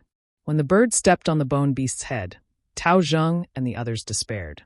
They wanted to shoot the bird to the side. Some of them even closed their eyes. They could not bear to watch. They were not afraid to see the bird being eaten. They were afraid to shoot it again. Such a great opportunity was ruined by a stupid bird just like that. If the bird had chosen another rock, the bone beast might not have been interested in it and would have continued to lie in wait. But if there was a prey on its head, even if it was a small one, the bone beast would not let it go. Roar! The beast's head, which was originally like an ordinary boulder on the riverbank, cracked open its big mouth full of barb-like fangs and bit down on the long-necked bird that dared to step on its head. The muffled roars of the beasts and the sharp and shrill cries of the birds mixed together. The other birds in the surrounding forest were collectively frightened and flew away while chirping. The young clawed beast that was eating a leaf twitched its ears and turned its head. It abandoned the tree and ran away. The bird's screeching stopped. The fish that the bird had picked up fell to the ground. It struggled to jump back into the river, but was crushed by the bone beast's claws. The bone beast that was lying in ambush under the sand was like a small mountain. Its huge body suddenly appeared, and its short and sharp claws made the stones on the ground squeak. With the long-necked bird in its mouth, the bone beast's slow breathing was like a rolling boulder, striking everyone's hearts. When they saw the bone beast from afar, they did not have such a clear understanding of it. Now that they were not that close, the feeling was stronger than before. Xiao Xian leaped onto a tree and looked at the bone beast that had revealed its true form. The bone beast and the dinosaurs looked similar, but that was only in terms of shape. Overall, they were very different. One was a vegetarian, while the other was a carnivore. In terms of physique, the dino head was slightly fatter, while the bone beasts were more muscular. Compared to the dinosaur they caught before, it was like comparing a fat pig to a muscular bull. Of course, the bone beast's greatest defense was its stone-like bones. It was extremely resilient and made hunting it much more difficult. Tao Zheng and the rest whispered to each other as they watched the bone beast slowly munching on its food. "What should we do now?" someone asked. He was unwilling to give up. Attack! They did not have absolute confidence. Before they could come up with anything, something had already happened. How troublesome. Tao Zheng thought about it too. A few plans flashed through his mind, but he rejected them all. They were too dangerous. Even if they succeeded, there would be casualties in the team. That was not something he wanted to see. They were not at the point where they would risk their lives for a prey. Just as he was thinking, Tao Zheng felt someone bump into him. He looked over and saw Feng Zheng retracting his elbow. His eyes swept across the area, signaling Tao Zheng to pay attention. Tao Zheng looked over and saw Xiao Xian observing something in the tree. He lowered his voice and asked, "Xiao Xian, what do you think?" Tao Zheng had to listen to this young elder's opinion. After all, he was powerful and had status in the tribe. "I'll try," Xiao Xian said. "What?" Tao Zheng rubbed his ears, as if he was hallucinating. "I'll try." Xiao Xian came down from the tree. Everyone looked at Xiao Xian. They did not look at him mockingly, but they did not think it was a good idea either. "Don't underestimate the bone beast," Tao Zheng said seriously. Many giant beasts appeared to be large in size and slow in movement, but when you really faced them, you would realize how powerful they were. "I know." The long-necked bird was fast, but the bone beast would use even more speed to catch the bird. That would depend on how fast it could catch the bird. Xiao Xian had a basic understanding of the bone beast's muscles and strength when it emerged from the ground. "I'll try first." "Don't worry, I know what I'm doing," Xiao Xian said. Tao Zheng, Zhui, and the rest relaxed when they heard Xiao Xian's words. They wondered if Xiao Xian had other abilities. "Be careful. If you can't handle it, we'll go help and then retreat," Tao Zheng said. "Okay. If I can't handle it, I'll tell you. But if I don't go," Xiao Xian added. Tao Zheng hesitated and nodded. Okay. Tao Zheng wanted to give his weapon to Xiao Xian, but Xiao Xian refused. Thanks. I have it with me. Xiao Xian patted his bag and walked to the riverbank. Seeing Xiao Xian leave, a young warrior asked Tao Zheng, "What else does he have other than that black dagger?" "I don't know." Tao Zheng shook his head. "That dagger is made of stone, right?" Another warrior asked, worried. Tao Zheng sighed and stopped everyone from talking. "Let's wait and see." Looking at Xiao Xian quietly approaching the riverbank, everyone couldn't help but praise him in their hearts. He looked like a veteran. Maybe he really had a way. Then, they saw Xiao Xian hide in a tall tree by the riverbank. He paused for a while and then threw something out. It was not aimed at the bone beast. Was it a diversion? Everyone thought of a few strategies they had used before. They widened their eyes to watch and learn.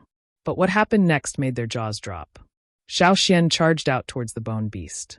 Seeing this scene, Tao Zheng wished he could vomit blood. Was this what you meant by "don't worry"?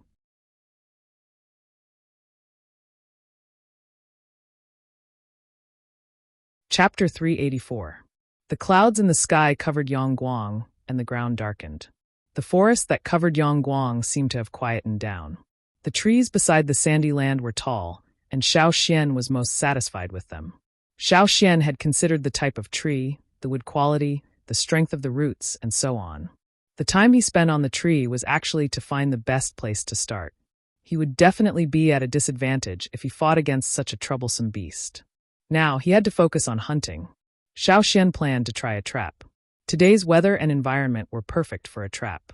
Hiding in a tree, Xiao Xian looked at the beast lying on the shore. His mind was filled with ideas, combining the terrain and environment to form a complete trap. However, theory was just theory. He had to be careful when he put it into practice. Xiao Xian no longer wore his worm skin. He had used it to wrap the core seed in the desert for Tuo, and the rest to bring it back to the tribe. Without a bodyguard, he had to be more careful. If he got hurt, he would be at a disadvantage. The worm skin was gone, but the string was still there. Finding the first trap point, Xiao Xian threw the stone nail with the silk thread tied to it. The sound of the stone nails hitting the ground alerted the bone beast. Its bones shrunk in size, but they were sturdier than before. When it realized that it was only a puny human, it roared and swiped at him with its claws. Xiao Xian dodged, but he didn't go far. He swung his hand again, and the shrunken boomerang, tied with a silk thread, drew an arc and wrapped around a thick tree trunk on the edge of the sandy ground. Xiao Xian did not attack immediately. Although he had a few chances to cut the beast, it might not actually hurt the beast. At most, it would only break its skin. It might even enrage the beast. Xiao Xian did not want to take the risk. He could not predict what the beast would do in a fit of rage. There were too many uncertainties. Xiao Xian did not want to risk it. He dodged the beast's attacks nimbly. Every time it looked like he was about to be hit, he would dodge again. Tao Zheng and the rest watched Xiao Xian's movements, sweating. To them, Xiao Xian was really putting on a show of life and death. It was not Xiao Xian who was shocked, but Tao Zheng and the rest. If they were not careful, Xiao Xian would end up like the fish that was squashed by the beast. Xiao Xian dodged again and again. The beast was frustrated, swinging its arms harder and harder. Every time it swung its arms, a huge tree trunk would break. Even if it didn't break, there would be a huge hole. The canopy above was about to fall. Crack! Another tree was snapped. However, Xiao Xian did not attack immediately. Instead, he focused on dodging, leading the bone beast around. What is he doing? You could not help but ask. Tao Zheng and the rest were confused as well. Their initial anxiety had faded. Seeing how Xiao Xian dodged the beast's attacks, it was clear that he had the ability to dodge the beast's attacks, but he was still running around it. Let's keep watching. If we think something is wrong, Xiao Xian can escape. Plus, Xiao Xian did not ask us to interfere, Tao Zheng said. What is he throwing? Wu Zhan, who had been silent, asked. A knife? A spear dart? It doesn't look like it. Why would he throw something other than his prey? Tao Zheng shook his head.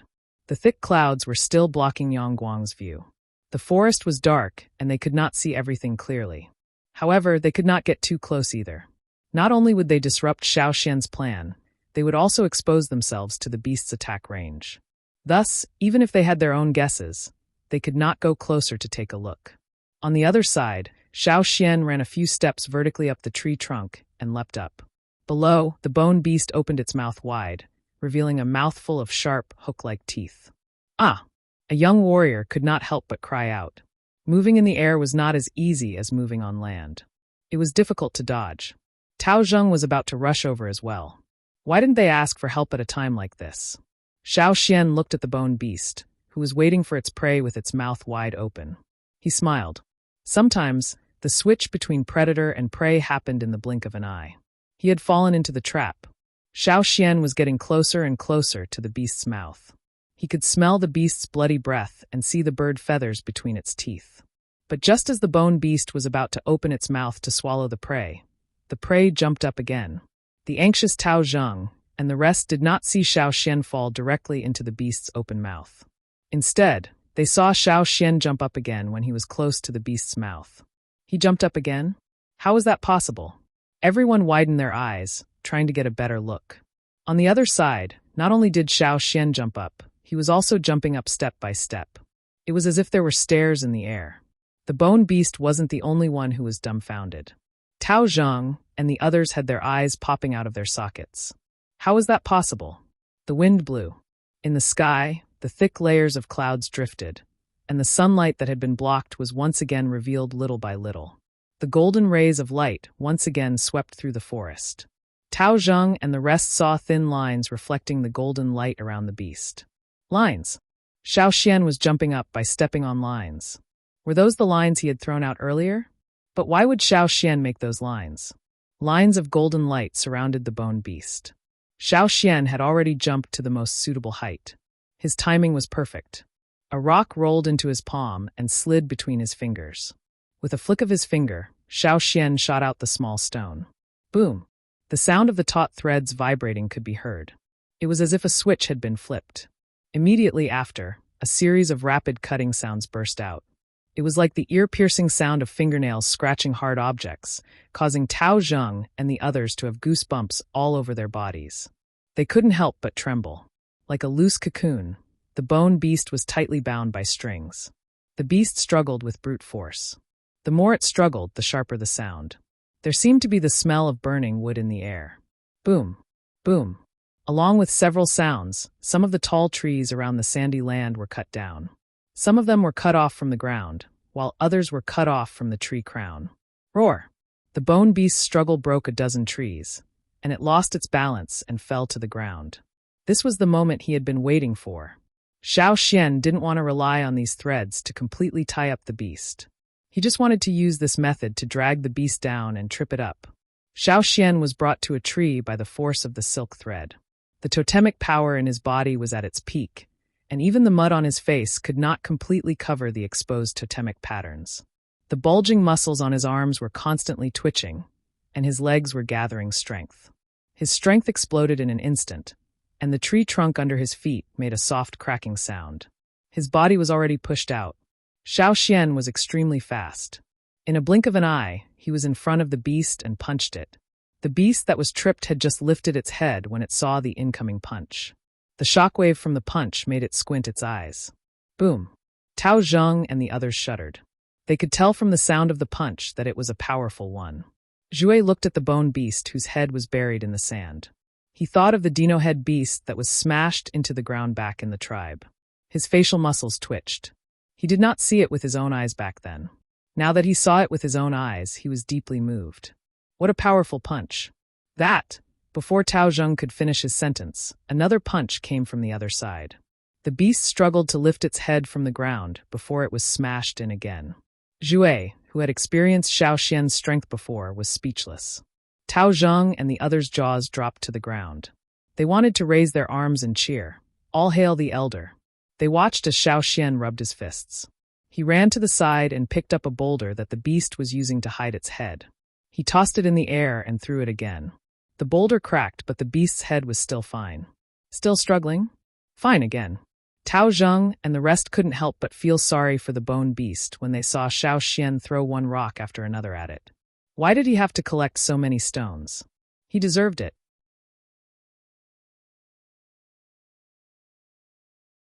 Chapter 385.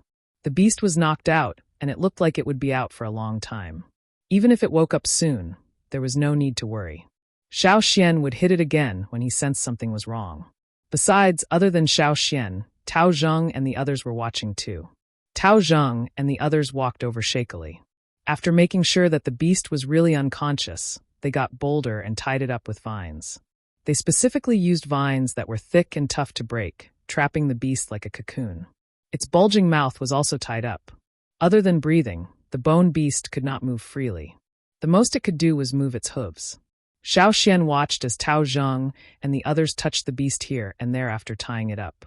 Some of the bolder ones even lifted the beast's mouth to look at its teeth. The unconscious beast's head muscles were relaxed. Other than the armor-like shell covering most of its body, parts like its mouth and nostrils were still soft. The weaknesses that had been sealed during battle were now exposed. After touching it, the group worked together to drag the unconscious beast to a resting place. Although the hunting teams had split up to hunt, the resting place was still the same. They had to carry such a huge beast to a resting place before hunting other prey. The beast was huge, but the Yanjiao people were strong too. If one person could not carry it, they would pull it together. If they could not carry it, they would carry it together. Xiao Xian, is everyone in your tribe as strong as you? Are there a lot of advanced totemic warriors our age? Tao Zheng asked after a while. The others with Tao Zheng also looked at Xiao Xian. Most of them lived near the top of the mountain, so they knew more than the others. Some of the information came from their own inquiries, while some came from their elders. For example, they learned about Xiao Xian's true origins from their elders. It was no wonder Tao Zheng asked that. If they knew that the other Yanjiao tribe was as strong as Xiao Xian, they would be under a lot of pressure. They used to think that they were strong in their own tribe, but Xiao Xian's appearance was a huge shock. Xiao Xian smiled and shook his head when he heard Tao Zheng's question. No, there aren't many young advanced totemic warriors. However, there are still many powerful people. Tao Zheng and the others relaxed when they heard Xiao Xian say that there were not many advanced totemic warriors. As expected, there were not many people like Xiao Xian. Xiao Xian was an elder after all. He was the only elder in all the Yanjiao tribes combined. Along the way, if they found other prey that they were satisfied with, they would put the bone beast down and go hunting. After all, they could carry more prey with them. Xiao Xian gave the others the chance to hunt while he watched over the beast in case it woke up and caused trouble. While Tao Zheng and the rest were hunting, Xiao Xian noticed the bone beast was waking up. He found a large rock nearby and hit it hard to make it faint again. Resting place. After a day of hunting, many hunting groups would go there to take a rest.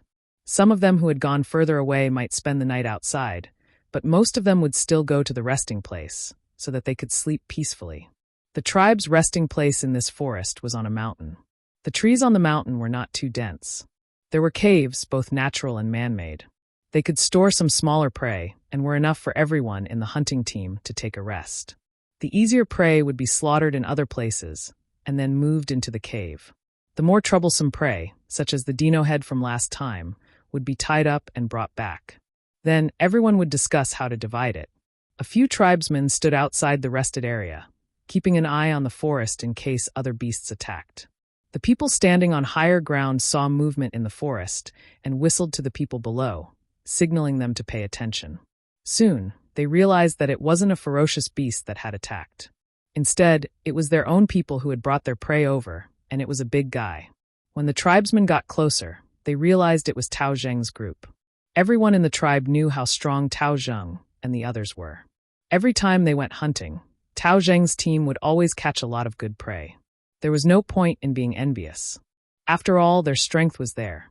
Tao Zheng, Zhui, and Wu Zhan, these three outstanding young warriors, were famous even in other tribes. Tao Zheng, what did you hunt this time?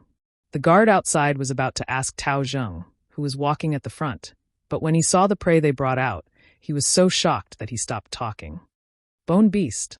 The two guards shouted in shock. What? Bone beast. The others heard and ran over to take a look. It wasn't that no one had ever caught a bone beast before. It was just that compared to other prey, it was too rare. Most of the time, they spent a lot of time and effort only to end up with nothing. If they weren't careful, they would pay a heavy price. To their surprise, Tao Zheng's team managed to hunt a bone beast this time. They counted the number of people in the team. None of them were missing. Not even the slightest bit of injury. Under everyone's gazes, Tao Zheng and the others couldn't help blushing.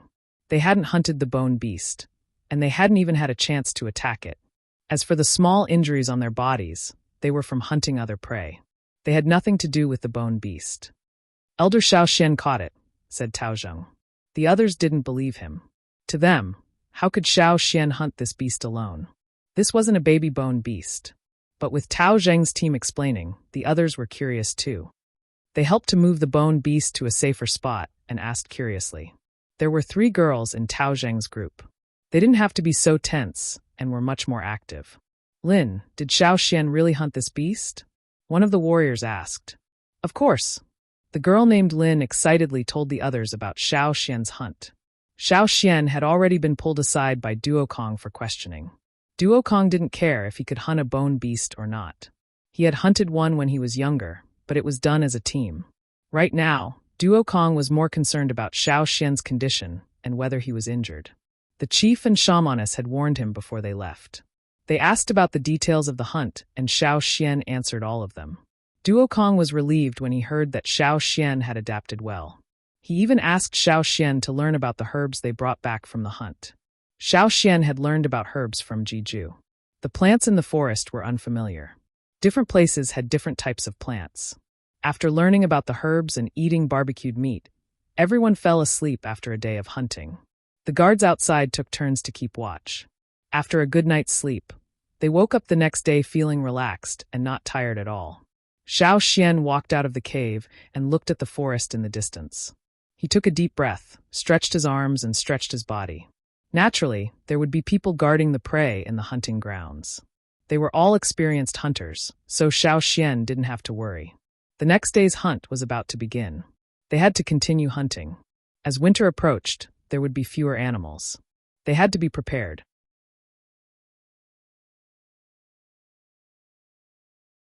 Chapter 386. Every year when winter approached, the tribe would go out to hunt more frequently. If it weren't for the limited manpower, they would definitely hunt for longer periods of time. Because every year when winter approached, the tribe would prepare animal skins and let people take them to the slave owners to sell, and then buy some other things. When the weather turned cold, the slave owners who lived far away from the mountains and forests would have an increased demand for animal skins. Relying on their slaves alone, they couldn't prepare much good stuff, so they still had to get it from the tribesmen. Especially those with good fur and good leather. The price of selling them was more than twice as high as other times. Food, bronze, and other things that the tribe couldn't produce themselves, they would use this method to exchange for them. If the family had the means, they would buy some rare things from the slave owners and bring them back. All of this required the support of prey. Before going to bed yesterday, Xiaoxian heard many people in the team discussing what to exchange for furs. They also asked Xiaoxian, but Xiaoxian hadn't been to the slave owner's territory, so he couldn't say why. He could only wait and see. On the second day of hunting, before the sun was completely out, each team had already set off. Following Tao Zheng's team, Xiaoxian quickly passed through the mountains. Sometimes, after a short pause, Tao Zheng would introduce some of the surrounding terrain to Xiaoxian. This was the hunting route that their team often took. Xiaoxian memorized all the dangerous places, ferocious beasts, and dangerous or medicinal plants around. When they passed by a dry river, Xiaoxian's footsteps suddenly stopped and looked over there. Seeing Xiaoxian stop, the others also stopped. After yesterday's hunting, the people in the team wouldn't underestimate Xiaoxian. In terms of strength, even the stubborn Jue had to admit that Xiaoxian was a little stronger than them. What's wrong? Tao Zheng asked. Looking at the dry riverbed, they didn't find anything strange. They had been here many times and were very familiar with it. Xiaoxian stared in that direction. You guys wait here. I'll go take a look. With that, he quickly walked over. There were no dangerous fierce beasts around, so Tao Zheng simply walked over and asked, What did you find? Xiaoxian remained silent. He wasn't sure either. The riverbed here was 20 to 30 meters wide, and it seemed to be wider in the distance, but it was not deep. During the rainy season, the river will rise, but at the end of the year, the river level will drop and dry up. Tao Zheng explained to Xiaoxian, There's water here most of the year, but it's only dry at the end of the year. But when there's water here, we won't get close, because there are some dangerous fish here. Xiaoxian walked to the side and didn't go down. He looked at the dry riverbed, but if he stepped in, he would sink right in. The bottom was soft mud, but the top of the mud was dry and cracked. Weeds grew out of the cracks in the mud, and they were growing quite well. However, Xiao Xian wasn't interested in that. His target was the rocks on the riverbed. "Do you have a spear? Let me borrow it." Xiao Xian turned around and asked someone to lend him a tool. "Use mine." Duo Li hurriedly handed over the spear he always carried. "Thanks." Xiao Xian took the spear and picked up the nearest rock on the riverbed. The stones exposed from the riverbed were lifted up high by the spearhead and flew towards Xiao Xian. After catching the rock, Xiao Xian wiped away some of the dry mud on the surface of the rock and carefully examined it. He rubbed his fingers on the rock to feel it. "What's different about these rocks?" Tao Zheng asked. In his opinion, these rocks were no different from other rocks. They weren't big either, so they couldn't be made into stone tools. Xiao Xian shook his head. "It's just a guess." After picking up 2 more rocks, Xiao Xian put the 3 fist-sized rocks into his animal skin bag. Then he walked along the riverbed and looked into the distance. "The scary fish you're talking about, the ones with hard scales, sharp teeth for claws, and a long tail. Are they the ones that can swim in the water and walk on land?" Xiao Xian asked. Before Tao Zheng could answer, Duo Li and the others nodded. Yes, that's it. Xiao Xian, you've seen them before?" At first, they wanted to hunt some of those fish, but then they realized that they were too dangerous and there were too many of them. So, when the weather was warm and the water level in the river rose, they would avoid this place. At the end of the year, when the river dried up and the fish left, they would come back. Touching the animal skin bag with the rocks, Xiao Xian asked again, "Where does this river lead to?"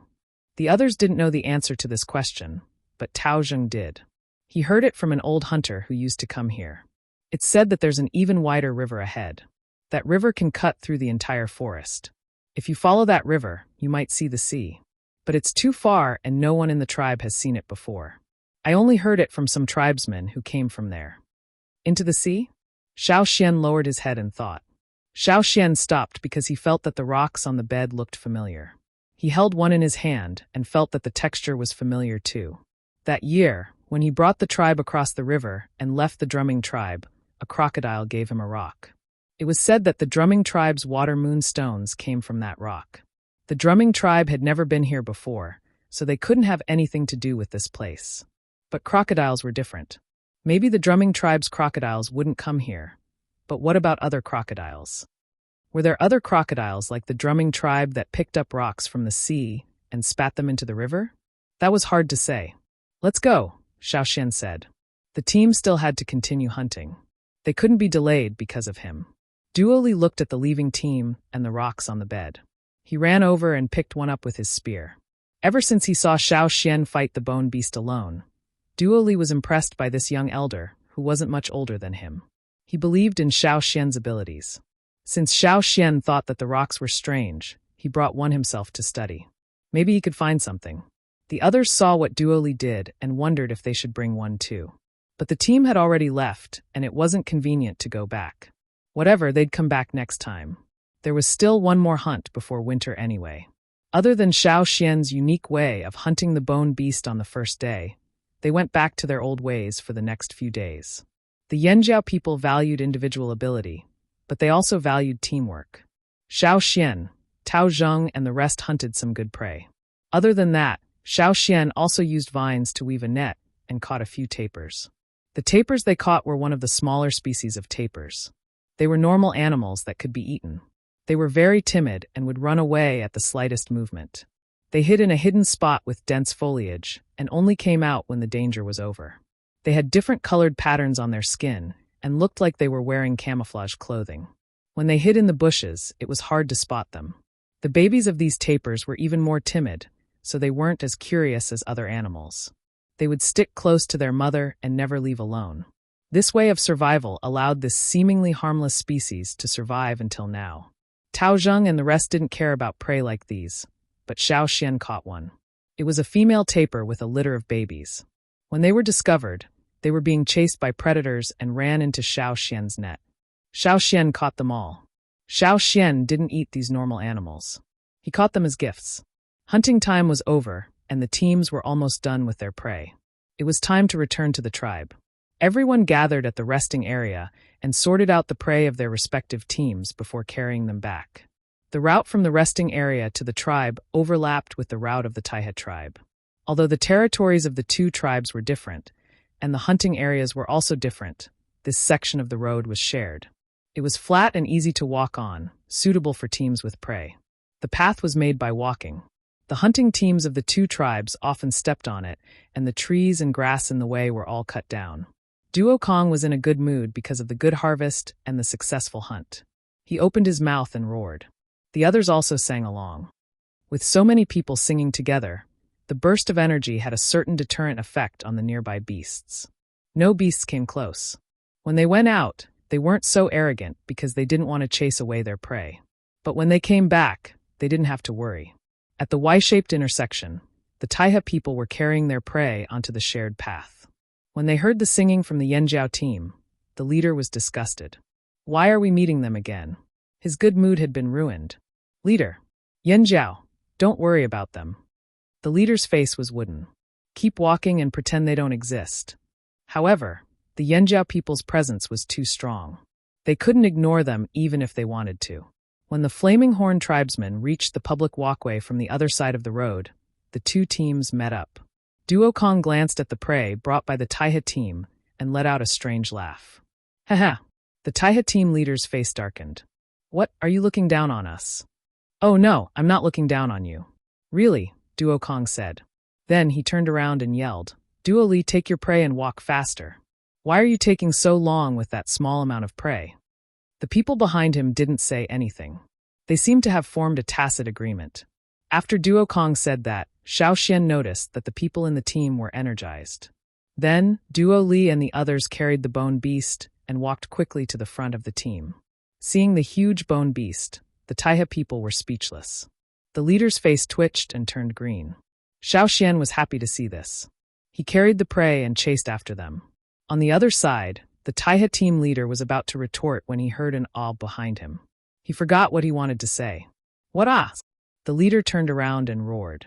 Ignoring the leader's expression, a young warrior jumped out and pointed at Xiao Xian. Leader, it's him. You're tuning in to the Li Mei's Sword of Destiny YouTube channel. We're so grateful for your support, and don't forget to subscribe to join us on this incredible journey through captivating stories. Your generosity through donations truly makes a world of difference, as it's the primary source of revenue that allows me to expand and enhance this channel for you. Thank you from the bottom of my heart for being a part of this adventure.